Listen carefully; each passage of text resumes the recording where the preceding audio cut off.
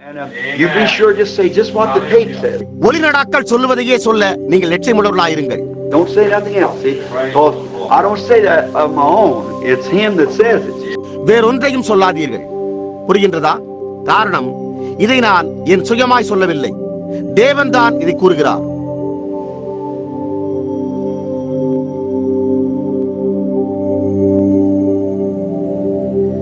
கடல் வனாந்தரத்தின் பாரம். சுழல் காற்று தென் திசையிலிருந்து எழும்பி கடந்து வருகிறது போல பயங்கரமான தேசமாகிய வனாந்தரத்திலிருந்து அது வருகிறது. கொடிய தரிசனம் எனக்கு தெரிவிக்கப்பட்டது. துரோகி துரோகம் பண்ணி பாழாக்குகிறவன் பாழாக்கிக் கொண்டே இருக்கிறான். ஏலாமே எழும்பு, மேதியாவே முற்றுகை போடு. அதனாலே உண்டான தவிப்பை எல்லாம் ஒழிய பண்ணினேன். ஆகையால் என் இடுப்பு மகாவேதனையால் நிறைந்திருக்கிறது. பிள்ளை பெறுகிறவளின் வேதனைகளுக்கு ஒத்த வேதனைகள் என்னை பிடித்தது. கேட்டதினால் உழைவு கொண்டு கண்டதினால் கலங்கினேன். என் இருதயம் திகைத்தது. திகில் என்னை திடுக்கிட பண்ணிற்று. எனக்கு இன்பம் தந்த இரவு பயங்கரமாயிற்று. பந்தியை ஆயத்தப்படுத்துங்கள், ஜாமக்காரரை வையுங்கள், புசியுங்கள், குடியுங்கள். பிரபுக்களே, எழுந்து பரிசைகளுக்கு எண்ணெய் பூசுங்கள். ஆண்டவர் என்னை நோக்கி, நீ போய் காண்பதை தெரிவிக்கும்படி ஜாமக்காரனை வை என்றார். அவன் ஒரு ரதத்தையும் ஜோடு ஜோடான குதிரை வீரரையும் ஜோடு ஜோடாக கழுதைகளின் மேலும் ஒட்டகங்களின் மேலும் ஏறி வருகிறவர்களையும் கண்டு மிகுந்த கவனமாய் கவனித்துக் கொண்டே இருந்து, ஆண்டவரே, நான் பகல் முழுவதும் என் காவலிலே நின்று ரா முழுவதும் நான் என் காவலிடத்திலே தரித்திருக்கிறேன் என்று சிங்கத்தைப் போல சத்தமிட்டு கூப்பிடுகிறான். இதோ ஒரு ஜோடு குதிரை பூண்ட ரதத்தின் மேல் ஏறி இருக்கிற ஒரு மனுஷன் வருகிறான். பாபிலோன் விழுந்தது விழுந்தது, அதன் விக்கிரக தேவர்களை எல்லாம் தரையோடே மோதி உடைத்தார் என்று பிரதியுத்தரம் சொல்லுகிறான். என் போரடிப்பின் தானியமே, என் களத்தின் கோதுமையே, இஸ்ரவேலின் தேவனாகிய சேனைகளின் கர்த்தரால் நான் கேள்விப்பட்டதை உங்களுக்கு அறிவித்தேன். தூமாவின் பாரம். சேயரிலிருந்து என்னை நோக்கி, ஜாமக்காரனே, இரவு எவ்வளவு சென்றது, ஜாமக்காரனே, இரவு எவ்வளவு சென்றது என்று கூப்பிட்டு கேட்க, அதற்கு ஜாமக்காரன், விடியற்காலம் வருகிறது, ராக்காலமும் வருகிறது, நீங்கள் கேட்க மனதானால் திரும்பி வந்து கேளுங்கள் என்று சொல்லுகிறான். சகோதரன் நெவில், உங்களுக்கு நன்றி. உங்களை மீண்டும் சந்திப்பதில் மகிழ்ச்சி. கர்த்தராகிய இயேசுவின் நாமத்தில் நாங்கள் உங்களை வாழ்த்த விரும்புகிறபடியால் இந்த காலையில் எங்களுடைய வேதாகம வகுப்புக்கு காலை வணக்கம். ஒரு சில நிமிடங்களுக்கு முன்பு நான் என்னுடைய குடும்பத்தோடு சாலையில் காரோட்டி கொண்டிருந்த போது இவ்விதமாக பனிப்பொழியும் நாட்களில் சபைக்கு வரும் ஜனங்களை குறித்து நான் நினைத்துக் கொண்டிருந்தேன். தேசம் முழுவதிலும் பனி பெய்து ஆபத்தான பாதையில் செல்லும் போது அவர்கள் காணப்பட வேண்டும் என்பதற்காக வருவதில்லை. அவர்கள் வருவதில் ஏதோ ஒரு நோக்கம் உண்டு. இன்று காலை இந்த குழுவை இங்கே பார்த்ததில் நான் மிகவும் மகிழ்ச்சி அடைகிறேன். ஏனென்றால் இன்னமும் எங்கள் பிதாக்களின் விசுவாசம் இன்னும் ஜீவித்திருக்கிறது. எல்லா இடங்களிலும் உள்ள புருஷர்கள் மற்றும் ஸ்திரீகளின் இருதயங்களில் கொழுந்து விட்டு எரிகிறது. ஏசாயாவின் புத்தகம் 21ஆம் அதிகாரத்திலிருந்து வார்த்தையை சற்று முன்னர் நம்முடைய சகோதரன் ஜீன் கோட் வாசித்திருக்கிறார். நாம் சிறிது நேரம் அங்கே இருந்து ஆராய்ந்து அதன் பின்னர் வியாதிஸ்தருக்காக ஜெபம் செய்வோம். இப்பொழுது இக்காலையில் ஒரு பாடப்பொருளாக நான் அதிலிருந்து 11ஆம் வசனத்திலிருந்து 12ஆம் வசனத்தை எடுத்துக்கொள்ள விரும்புகிறேன். ஜாமக்காரனே, இரவு எவ்வளவு சென்றது. நாம் பேசுவதற்கு முன் நாம் நம்முடைய தலைகளை சற்று நேரம் ஜெபத்தில் வணங்குவோமாக. தேவனாகிய கர்த்தாவே, நீரே எங்கள் பிதாக்களின் தேவன். நீர் பூமியின் மேல் தோன்றின ஜீவனின் முதல் சுவாசத்தை ஊதின தேவனாய் நீர் இருக்கிறீர். இந்த நிகழ்காலம் வரைக்கும் ஒவ்வொரு ஜீவனையும் ஆதிக்கத்தில் கொண்டு வந்து என்னென்றைக்கும் ஆதிக்கம் செலுத்திக் கொண்டிருக்கிறீர். ஏனென்றால் நீரே மனித வர்க்கம் மற்றும் சுவாசிக்கிற யாவற்றையும் சிருஷ்டித்தவர். நீரே சிருஷ்டிகர். உம்முடைய வாக்குத்தத்தங்கள் ஒவ்வொன்றும் உண்மையானவை என்று எங்களுடைய இருதயங்களில் விசுவாசிக்க நாங்கள் இந்த காலையில் மகிழ்ச்சியாயிருக்கிறோம். இந்த வாக்குத்தத்தங்களில் உம்முடைய நாமத்தில் 2 அல்லது 3 பேர் எங்கே கூடியிருந்தாலும் நீர் உம்முடைய ஜனங்கள் மத்தியில் இருப்பீர் என்றும் அவர்களுடைய அழைப்புக்கு நீர் பதிலளிப்பீர் என்றும் நீர் கூறியிருக்கிறீர். இன்றைக்கு பாரமான இருதயங்கள் இருக்கின்றன. சபைக்குள்ளாக பிரவேசித்தது முதற்கொண்டு நான் தூக்கு படுக்கைகளில் அல்லது கட்டில்களில் உள்ளவர்களை காண்கிறேன். சிலர் தங்களுடைய கரங்களில் நோய் தொற்றுகள், தொற்று நோய்களில் இருந்து தங்களுடைய சட்டை கைகளை மேலே தூக்கிவிட்டுள்ளனர். மற்றவர்கள் அன்பார்ந்தவர்களை இழந்து விட்டதாக நான் கேள்விப்பட்டிருக்கிறேன். ஓ, இது ஒரு பாவம் நிறைந்த பொல்லாத உலகமாய் உள்ளது. ஆனால் அதே சமயத்தில் இந்த காரியங்கள் யாவும் கர்த்தராகிய இயேசுவில் தேர்ச்சி பெற்றிருக்க வேண்டும். தேவனிடத்தில் அன்பு கூறுகிறவர்களுக்கு சகலமும் நன்மைக்கு ஏதுவாக நடக்கிறது என்று நமக்கு கூறியிருக்கிறார். இந்த காரியங்களில் அநேகம் எங்களை முழங்காற்படியிடும்படியாகவே உள்ளது என்று விசுவாசிக்க நாங்கள் இந்த காலையில் ஆறுதல் பெற்றுள்ளோம். மேலும் வேத வாக்கியத்தை குறித்து நாங்கள் சிந்தித்து பார்க்க விரும்புகிறோம். அதாவது, கர்த்தருக்கு காத்திருக்கிறவர்கள் புது பலன் அடைவார்கள். அவர்கள் கழுகுகளைப் போல செட்டைகளை அடித்து எழும்புவார்கள். அவர்கள் ஓடினாலும் இளைப்படையார்கள். அவர்கள் நடந்தாலும் சோர்ந்து போகார்கள் என்றார். புலவன், கர்த்தாவே எனக்கு போதியும், கர்த்தாவே எப்படி காத்திருக்க வேண்டும் என்பதை எனக்கு போதியும் என்று கூறியுள்ளான். இன்றைக்கு நாங்கள் மகிமையிலிருந்தும் எங்களுடைய இரட்சகரின் வாயிலிருந்தும் பரிசுத்த ஆவியினூடாக அவருடைய வார்த்தையினூடாக அன்பான காரியங்களை எங்களிடத்தில் பேசுகிற அவருடைய சத்தத்தை கேட்க நாங்கள் பொறுமையாய் காத்திருப்போமாக. எங்களுடைய பாவங்களுக்காக மன்னிப்பும், எங்களுடைய சுகவீனங்களுக்காக சுகமளித்தலையும் பேசும். இன்று காலை நாங்கள் இந்த கூடாரத்தை விட்டு மகிழ்ச்சியுடன் புறப்பட்டு எம்மாவிலிருந்து வந்தவர்களைப் போல வழியிலே அவர் நம்முடனே பேசின போது நம்முடைய இருதயம் நமக்குள்ளே கொழுந்து விட்டு எரியவில்லையா என்று கூறுவோமாக. ஏனென்றால் அந்த நாளில் அவர்கள் அவரை கண்டறிந்தபடியால் அவர் உயிர்த்தெழுந்த கர்த்தர் என்று நாங்கள் உண்மையாகவே விசுவாசிக்கிறோம். அவர் ஜனங்களின் மத்தியில் இருக்கிறார். நாங்கள் சோர்ந்து போவதில்லை. எங்கள் இருதயங்கள் சோர்ந்து போகாது. ஒவ்வொரு மணி நேரமும் உம்மில் எங்களுடைய விசுவாசத்தை நாங்கள் புதுப்பிப்போமாக. பிதாவே, இதை அருளும். எழுதப்பட்ட வார்த்தையை ஆசீர்வதிக்கும்படி நாங்கள் உம்மை வேண்டிக் கொள்கிறோம். கேட்கிற செவிகளையும் பேசுகிற உதடுகளையும் ஆசீர்வதிக்கும்படிக்கு உமக்கே மகிமையை பெற்றுக் கொள்ள வேண்டும். ஏனென்றால் நாங்கள் இயேசுவின் நாமத்தில் ஜெபிக்கிறோம். ஆமீன். தொல்லைகளில் இருந்து விடுபடாதவர்கள் நம்மில் எவருமே இல்லை.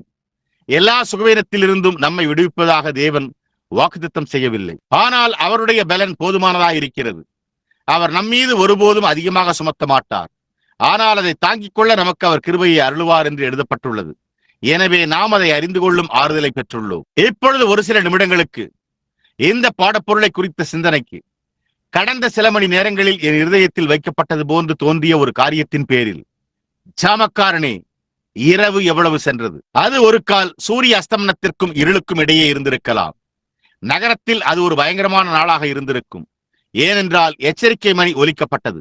அவர்கள் கோபுரத்தில் இருந்த ஜாமக்காரன் அவன் தூரத்தில் ரத சக்கரங்களில் இருந்து தூசி எழும்பி வருவதை கண்ட செய்தியை அனுப்பியிருந்தான். அவன் குதிரைகளின் குழம்புகளின் சத்தத்தை தூரத்தில் இருந்து கேட்டான். ஆனால் 2 இளம் பெண்கள் கிணற்றருகே நின்று கொண்டிருப்பார்கள். அவர்களின் இளமை பருவத்தில் அவர்கள் இந்த ஜாமக்காரனுடைய வார்த்தையை விட இன்னும் அதிகமாக சிந்திக்க வேண்டியவர்களாக இருந்தனர். ஒருவேளை அது அவர்களுக்கு அவ்வளவாக அர்த்தமில்லாதிருக்கலாம். ஏனென்றால் அவர்கள் வாலிப பெண்மையின் வெட்கத்தில் இருந்தனர். ஒருவேளை அன்றிரவு ஒரு விருந்து இருக்க வேண்டியதாய் இருந்தது. இந்த வாலிப பெண்மணிகள் இந்த விருந்தில் கலந்து கொள்ள விரும்பினர். அந்த இரவிற்காக அவர்கள் எண்ணியிருந்த உலக பிரகாரமான இன்பத்தின் காரணமாக அந்த ஜாமக்காரனின் எச்சரிப்பின் பேரில் எந்த ஒரு விளைவும் ஏற்படுத்தி இருக்காது என்பது போல் தென்பட்டது. எனவே உரையாடல் தொடர்ந்து நடந்து கொண்டிருக்கும் போது ஒரு வாலிப பெண்மணி மற்றொருவரிடம், நம்முடைய நாட்களில் நாம் இப்படிப்பட்ட மகிழ்ச்சியை கிடைக்கக்கூடியவர்களா இருப்பது மிகவும் மோசமானதல்லவா? நாம் பெற்றுள்ள சிலாகியங்களில் இருந்தும் நாம் அனுபவித்து மகிழக்கூடிய இன்பங்களில் இருந்தும் நம்மை அபகரிக்க முயற்சிக்கிற ஒருவர் யார்? அது ஏறக்குறைய இன்றைய நவீன பதிப்போடு ஒத்துப்போகும் என்று நான் நினைக்கிறேன். நீங்கள் விழிப்புள்ளவர்களா இருக்க முயற்சித்துக் கொண்டிருக்கும் போது, நெருங்கி வரும் ஆபத்துக்களை குறித்து அவர்களை எச்சரிக்க முயற்சிக்கும் போது, நீங்கள் ஏதோ பழைய பாரம்பரியத்தை உடையவர் என்றும் வாழ்க்கையின் எல்லா சந்தோஷத்தையும் எடுத்து போட முயற்சித்துக் கொண்டிருக்கிற யாரோ ஒருவர் என்றும் அவர்கள் கருதுவது போன்று தோன்றுகிறது. பட்டறையிலிருந்து வந்து கொண்டிருந்த வாலிபர்களை குறித்து நாம் மீண்டும் சிந்தித்து பார்ப்போம். அவர்கள் பகலில் வேலை செய்து வந்த வேலையினால் அவர்களுடைய முகங்கள் அழுக்காகிவிட்டன. ஒரு வாலிபனவர் மற்றவரிடம், நான் முகத்தை கழுவிவிட்டு தலை சீவி கொண்டு வந்தவுடனே கொஞ்சம் ஏன் வழக்கம் போல சாப்பாட்டு அறையில் சந்திப்போம் என்று கூறியிருக்கலாம். ஏனென்றால் யோவானாகிய நீர் இன்றைக்கு நாம் கேட்ட அந்த செய்தியை குறித்தும் கோபுரத்தின் மேலுள்ள அந்த ஜாமக்காரனை குறித்தும் ஜீவியத்திலிருந்து எல்லா சந்தோஷத்தையும் எடுத்து போட முயற்சித்து ஒரு ஆபத்து நெருங்கிக் கொண்டிருந்தது என்று நம்மிடம் கூற முயற்சித்துக் கொண்டிருக்கிறான். ஆனால் நீங்கள் அறிவீர்கள், நாம் இருப்பதிலேயே மிகச் சிறந்த இராணுவத்தை உடையவர்களாய் இருக்கிறோம். நம்முடைய வீரர்கள் அநேகர். ஒவ்வொரு இரவும் நாம் சந்திக்கும் அதே இடத்தில் ஒரு சிறு நட்பு சூதாட்டம் மற்றும் சில மது அருந்தல் போன்ற ஒரு ஐக்கியத்தை நாங்கள் அனுபவித்து மகிழ்வோம். நான் எனக்காக, அவன் இந்த ஜாமக்காரன் கூறும் எதை குறித்தும், இந்த காரியம் எதை குறித்தும் பயப்பட மறுக்கிறேன். ஏனென்றால் அது நெருங்கிக் கொண்டிருக்கும் அபாயங்களாய் இருந்தால் நிச்சயமாகவே நம்முடைய ரவிமார்களும் நம்முடைய போதகர்களும் அப்படிப்பட்ட காரியங்களை குறித்து அவர்கள் நம்மிடம் கூறிக்கொண்டிருப்பார்கள். இந்த கோபுரத்தின் மேலிருக்கிற இந்த ஜாமக்காரர்களை குறித்த இந்த களைப்புற்ற கதைகளை கேட்க நாங்கள் கவலைப்படுகிறதில்லை என்று கூறுவான். அதுவே இன்றைக்கு நம்முடைய தேசத்தின் மிக சிறந்த காட்சியாக இல்லாவிடில், நம்முடைய தேசத்தின் வாலிபர்கள் மாத்திரமல்ல, ஆனால் நம்முடைய தேசத்தின் வயோதிபர்களும் ஒழுங்கீனமாக சென்று விட்டனர். அவர்கள் எச்சரிப்புகளுக்கு செவிகொடுக்க மறுக்கின்றனர். ஒரு உண்மையான ஜாமக்காரன் எச்சரிப்பை கொடுத்தவுடனே அவன் ஒரு சமய எதிர்ப்பாளன் அல்லது ஏதோ ஒரு மதவெறியன் என்று வகைப்படுத்தப்படுகிறான். பகல் கடந்து இரவாகி ஒருவேளை வாசலண்டையிலே ஒரு போர் வீரன் வாசல்களை காவல் காத்துக்கொண்டே சற்று அமைதியற்றவனாகி விடுகிறான். அவன் தன்னுடைய பக்கத்து காவலாளியிடம் சென்று, அந்த ஜாமக்காரன் சரியா இருந்தான் என்பதற்கு ஒரு சாத்தியம் இருக்கக்கூடும் என்று நீ நம்புகிறாயா என்று கேட்கிறான். உங்களுக்கு தெரியும், ஆபத்தை குறித்து ஏதோ ஒன்று உண்டு, மரணத்தை குறித்து ஏதோ ஒன்று உண்டு. அதை குறித்த ஒரு முன்னறிவிப்பு இருப்பது போன்று தென்படுகிறது. அநேக சமயங்களில் அன்பார்ந்தவர்கள் மறுகரையில் கடந்து செல்வதற்கு முன்னர் அவர்களுக்கு ஒரு எச்சரிக்கை வருவது போன்று தென்படுகிறது. என்னுடைய தகப்பனார் மரித்து போவதற்கு முன்பு அவரை குறித்து என்னால் நினைத்து பார்க்க முடிகிறது. அவர் அநேக வருடங்களாக கெண்டக்கியை விட்டு வெளியே இருந்தார். ஆனால் திடீரென்று ஏதோ ஒன்று தகப்பனின் மேல் அசைவாட பழைய வீட்டிற்கு சென்று தன்னுடைய அன்பார்ந்தவர்களிடமும் தன்னுடைய நண்பர்களிடமும் பேச வேண்டும் என்பது போல தோன்றியது. அவர் வீடு திரும்பிய பிறகு அவர் பார்க்க முடியாத அவரது சகோதரர் அவரை காண ஜெஃபர்சன்வில்லுக்கு வரும்படி விசித்திரமான முறையில் எச்சரிக்கப்பட்டிருந்தார். அவர்கள் உட்கார்ந்து பேசிக் கொண்டிருக்கையில் அப்பா வேறு உலகத்திற்கு சென்று விட்டார். நான் என்னுடைய மாமனாரை குறித்து நினைத்துக் கொண்டிருக்கிறேன். அவர் செல்வதற்கு ஒரு சில நாட்களுக்கு முன்பு அவர், பில்லி, நீயும் நானும் அணில் வேட்டைக்கு உட்டிகாவுக்கு மேலே செல்வோம், நான் பழைய இடத்திற்கு செல்ல விரும்புகிறேன் என்றார். எப்படியோ தேவனுடைய மாகாணத்தில் அந்த நாளில் என்னால் அவரோடு செல்ல முடியவில்லை. அவர் அந்த நாளில் மேலே சென்று வேட்டையாடி அவர் திரும்பி பேருந்தில் வந்தபோது அவர் என்னிடம் கூறினார், நான் மலையின் மேல் உட்கார்ந்து கொண்டிருந்தேன். அது இப்பொழுது முழுவதுமாக மாறிவிட்டது. ஆனால் காடுகளின் ஒரு குறிப்பிட்ட மூலையில் பேட்டல் கிரீக் என்ற இடத்தில் எங்களுக்கு சற்று உயரத்தில் என்று கூறி அவர் என்னுடைய தாயார் ஓ பிராங்கி என்று கூப்பிடுவதை என்னால் கேட்பது போல் இருந்தது என்றார். அன்றிரவு அவர் இந்த சபையின் 2வது வரிசையில் எனது இடது புறத்தில் அவர் ஒரு சாட்சி அளித்து அவருக்காக ஜனங்கள் ஜெபிக்கும்படியாக கேட்டுக்கொண்டார். ஒரு சில நாட்கள் கழித்து நாங்கள் அவரை அடக்கம் செய்தோம். தேவன் எப்பொழுதுமே ஒரு செய்தியாளனை அனுப்புவது போன்று தென்படுகிறது. அது நெருங்கிக் கொண்டிருக்கிற காரியங்களை குறித்து ஒரு எச்சரிப்பை இருதயத்தில் உண்மையாய் உள்ளவர்களுக்கு அளிப்பது அவருடைய நன்மையும் கிருபையுமாகும். நாம் இப்பொழுது ஜீவித்துக் கொண்டிருக்கிற இந்த நாளில் மந்தாரமும் இருளும் ஒவ்வொரு பக்கத்திலும் இருக்கையில் ஏதோ ஒரு மகிமையான வேளையில் இயேசு வருவார் என்ற ஒரு ஆசீர்வதிக்கப்பட்ட நம்பிக்கை தேவனுடைய ஜனங்களின் இருதயத்தை பற்றி கொண்டிருப்பது போன்று தென்படுகிறது. இந்த பெரிய இக்கட்டு நேரத்தில் இந்த நகரத்தில் வாலிப ஜனங்கள் ஜாமக்காரன் கூற வேண்டி இருந்ததை குறித்து கவலை கொள்ளாத அநேக ஜனங்கள் அதை புறக்கணித்தனர். உண்மையாகவே அவர்கள் மது அருந்து மதுபான கடையில் விருந்து நடந்து கொண்டிருந்தது. போர் வீரர்கள் யாவரும் குடித்துக் கொண்டிருந்தனர். அவர்கள் ஒரு பெரிய நேரத்தை அனுபவித்துக் கொண்டிருந்தனர். அவர்கள் தங்களால் முடிந்தளவு பாதுகாப்பாக இருப்பதாக எண்ணினர். எந்த காரியமும் அவர்களுக்கு தீங்கு விளைவிக்கப் போவதில்லை. ஏனென்றால் விஸ்கி மற்றும் கலப்படமான மதுபானங்களை அருந்தி நாம் அதை அழைப்பது போல போதையில் இருந்தனர். அப்பொழுது திடீரென்று நகரத்திற்குள் ரதங்கள் உருண்டு வந்தன. வீடுகளும் மதுக்கடை கதவுகளும் உடைக்கப்பட்டு படுகொலை ஆயுதங்களும் பயன்படுத்தப்பட்டன. ஏனென்றால் அவர்கள் ஜாமக்காரனின் எச்சரிப்பை கேட்க மறுத்தனர். தெரிந்து கொள்ளப்பட்ட ஒரு மனிதனாகிய ஒரு ஜாமக்காரனின் கடமைகள் பண்டைய வேதாகமத்தில் இருந்தன. அவன் வானமண்டலங்களை குறித்து வெடிப்புள்ள ஒரு மனிதனாய் இருக்க வேண்டும். ஜனங்களுக்கு சரியான நேரத்தை கூற, நட்சத்திரங்கள் எங்கு தொங்கிக் கொண்டிருக்கின்றன என்பதை அவர் சரியாக அறிந்திருக்க வேண்டும்.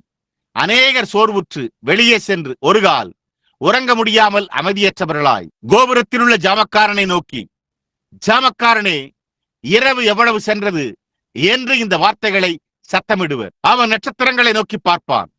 அதன் பின்னர் அவன், இது என்ன மற்றும் இன்ன ஒரு நேரம் என்று கூறுவான். அதன் பின்னர் அவர்கள் தங்களுடைய படுக்கைக்கு திரும்பி செல்வார்கள் அல்லது அவர்கள் வசிக்க தெரிந்தெடுக்கும் இடத்திற்கு.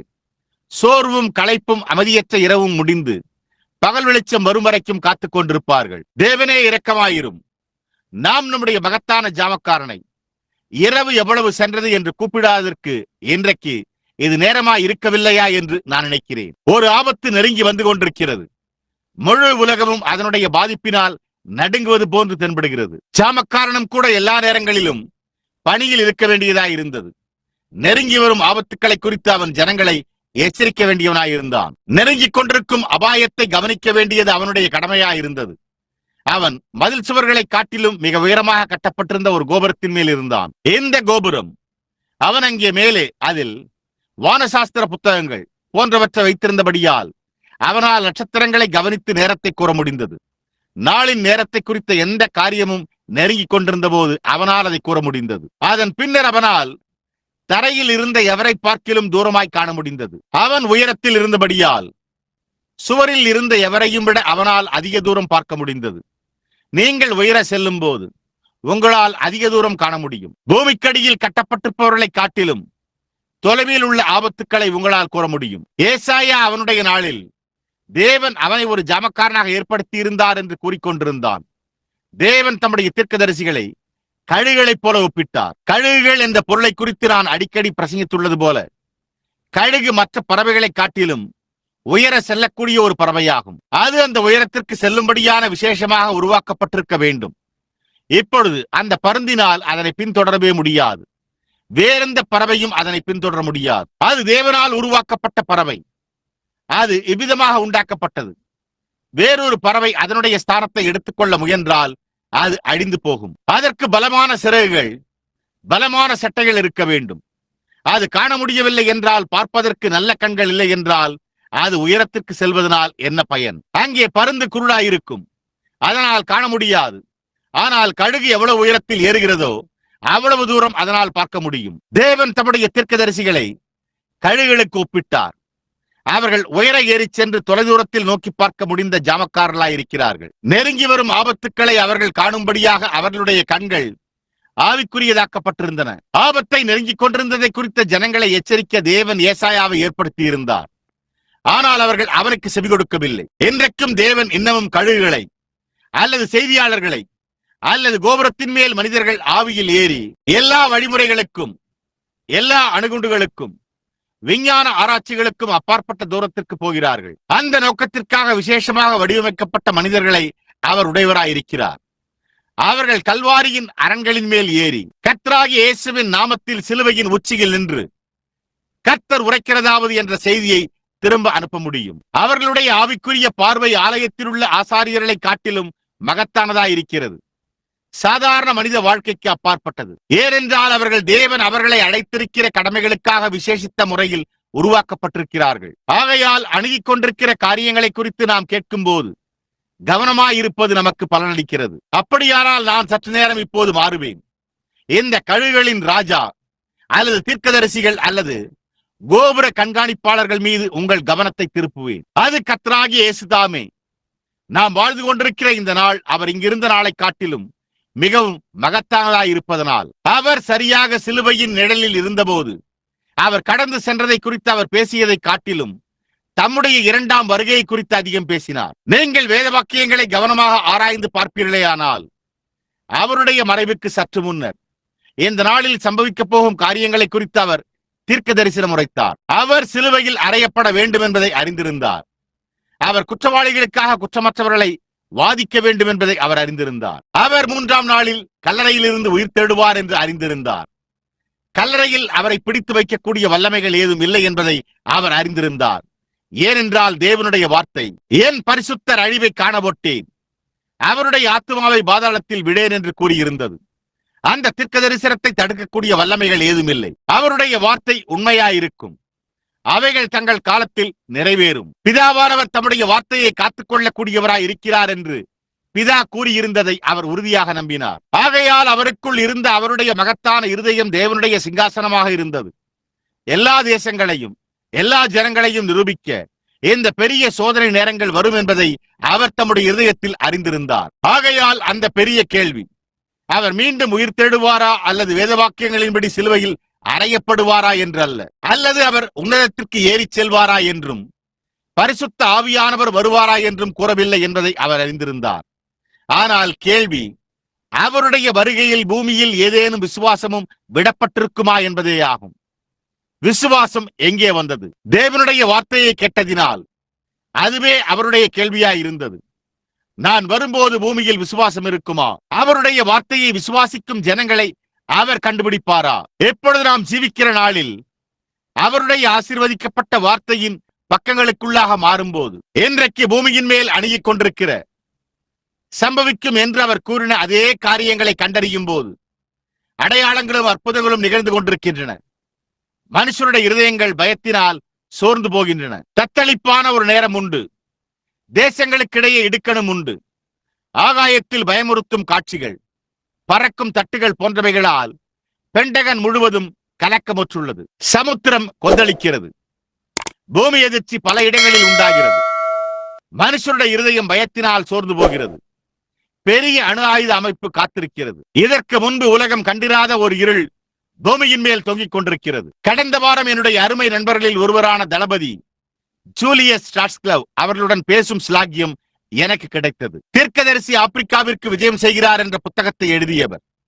சகோதரன் ஜூலியஸ் கலிபோர்னியாவில் இருந்தார். அவர் இப்பொழுது ராணுவத்தில் படைத்துறை பணித்தலைவர் பட்டப்படிப்பை மேற்கொண்டு வருகிறார். அவர்கள் ராணுவ வீரர்கள் ஒரு பெரிய சோதனைக்காக அவரை கொண்டு சென்றனர். அவர்கள் அவருடைய வம்ச வரலாற்றை ஆராய்ந்து அவருடைய கொள்ளுப்பாட்டி வரை யார் என்பதையும் அவர்களுடைய சரித்திரத்தையும் அவர்கள் என்னவா இருந்தனர் என்பதையும் அவர் இந்த கூட்டத்தில் அமர்வதற்கு முன்னர் அவர்கள் நிரூபிக்க வேண்டியதாக இருந்தது. அவர் கூட்டத்தில் இருந்து வந்து நாங்கள் சில நண்பர்களோடு குடியிருந்த மலையின் உச்சிக்கு வந்தபோது அவர் என்னை அங்கே ஒரு சீமை கருவேல மரத்தின் கீழ் சந்தித்து, சகோதரன் பிரணாம், நீங்கள் கேள்விப்பட்டதிலேயே மிகவும் களைப்புற்ற காரியம் இதுவே என்றார். அவர், நான் அதிக ஆணையின் கீழ் இருக்கிறேன், என்னால் கூற முடியவில்லை அல்லது எந்த தகவலையும் கூற முடியாது என்று கூறினார். ஏனென்றால் அவர்கள் எங்களிடத்தில் பயபக்தியின் பேரில் ஆணையிட்டுக் கொண்டனர்.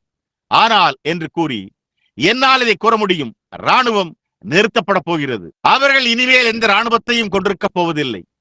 சுற்றிலும் ஒரு சில காவலர்கள் மட்டுமே இருப்பார்கள். அவர்கள் இனிமேல் எந்த விமான போக்குவரத்தும் கொண்டிருக்க போவதில்லை. அது வர்த்தக ரீதியிலான உபயோகத்திற்காக மாத்திரமே இருந்தாலொழிய அவர்கள் வேகமான விமானங்கள் போன்றவற்றை தயாரிப்பதில் தங்களுடைய நேரத்தை ஒருமுகப்படுத்தப் போவதில்லை. அவர்கள் ஒரு தூண்டுதலின் ஒரு இழுப்பில் மாத்திரமே குவிமையப்படுத்திக் கொண்டிருக்கிறார்கள். ஒரு முற்றிலுமான அழிவு உண்டாகும் என்றார் அவர். சகோதரன் பிரணாம், ராணுவ காரியங்களின் ரகசியங்கள் என்னவென்பதை பொது ஜனங்களுக்கு தெரியாது என்றார் அவர். இந்த பெரிய அதிகாரிகள் அறையில் பேசின போது என்று கூறி அவர், அந்த அறையில் அப்படிப்பட்ட ஒரு பயங்கரமான இருள் உண்டானது. அவர்களுடைய முக்கியமான விஞ்ஞானிகளில் ஒருவர் எழுந்து நின்று, நான் ஒரு பழைய வண்டியையும் ஒரு மாட்டையும் எடுத்துக்கொண்டு மலைகளுக்கு பின்னால் ஓட்டிச் சென்று எனக்கு ஒரு துண்டு முட்டைகோஸ் மற்றும் பீன்ஸ் பயிர்களை நட்டு இதை குறித்து எல்லாவற்றையும் மறந்துவிட விருப்பமாக இருக்கிறேன் என்றார். ஓ, அவர், இந்த தகவல் பொதுமக்களுக்கு கொண்டு செல்லப்படுமானால் முழு உலகமும் ஒரு பீதிக்குள்ளாக செல்லும்.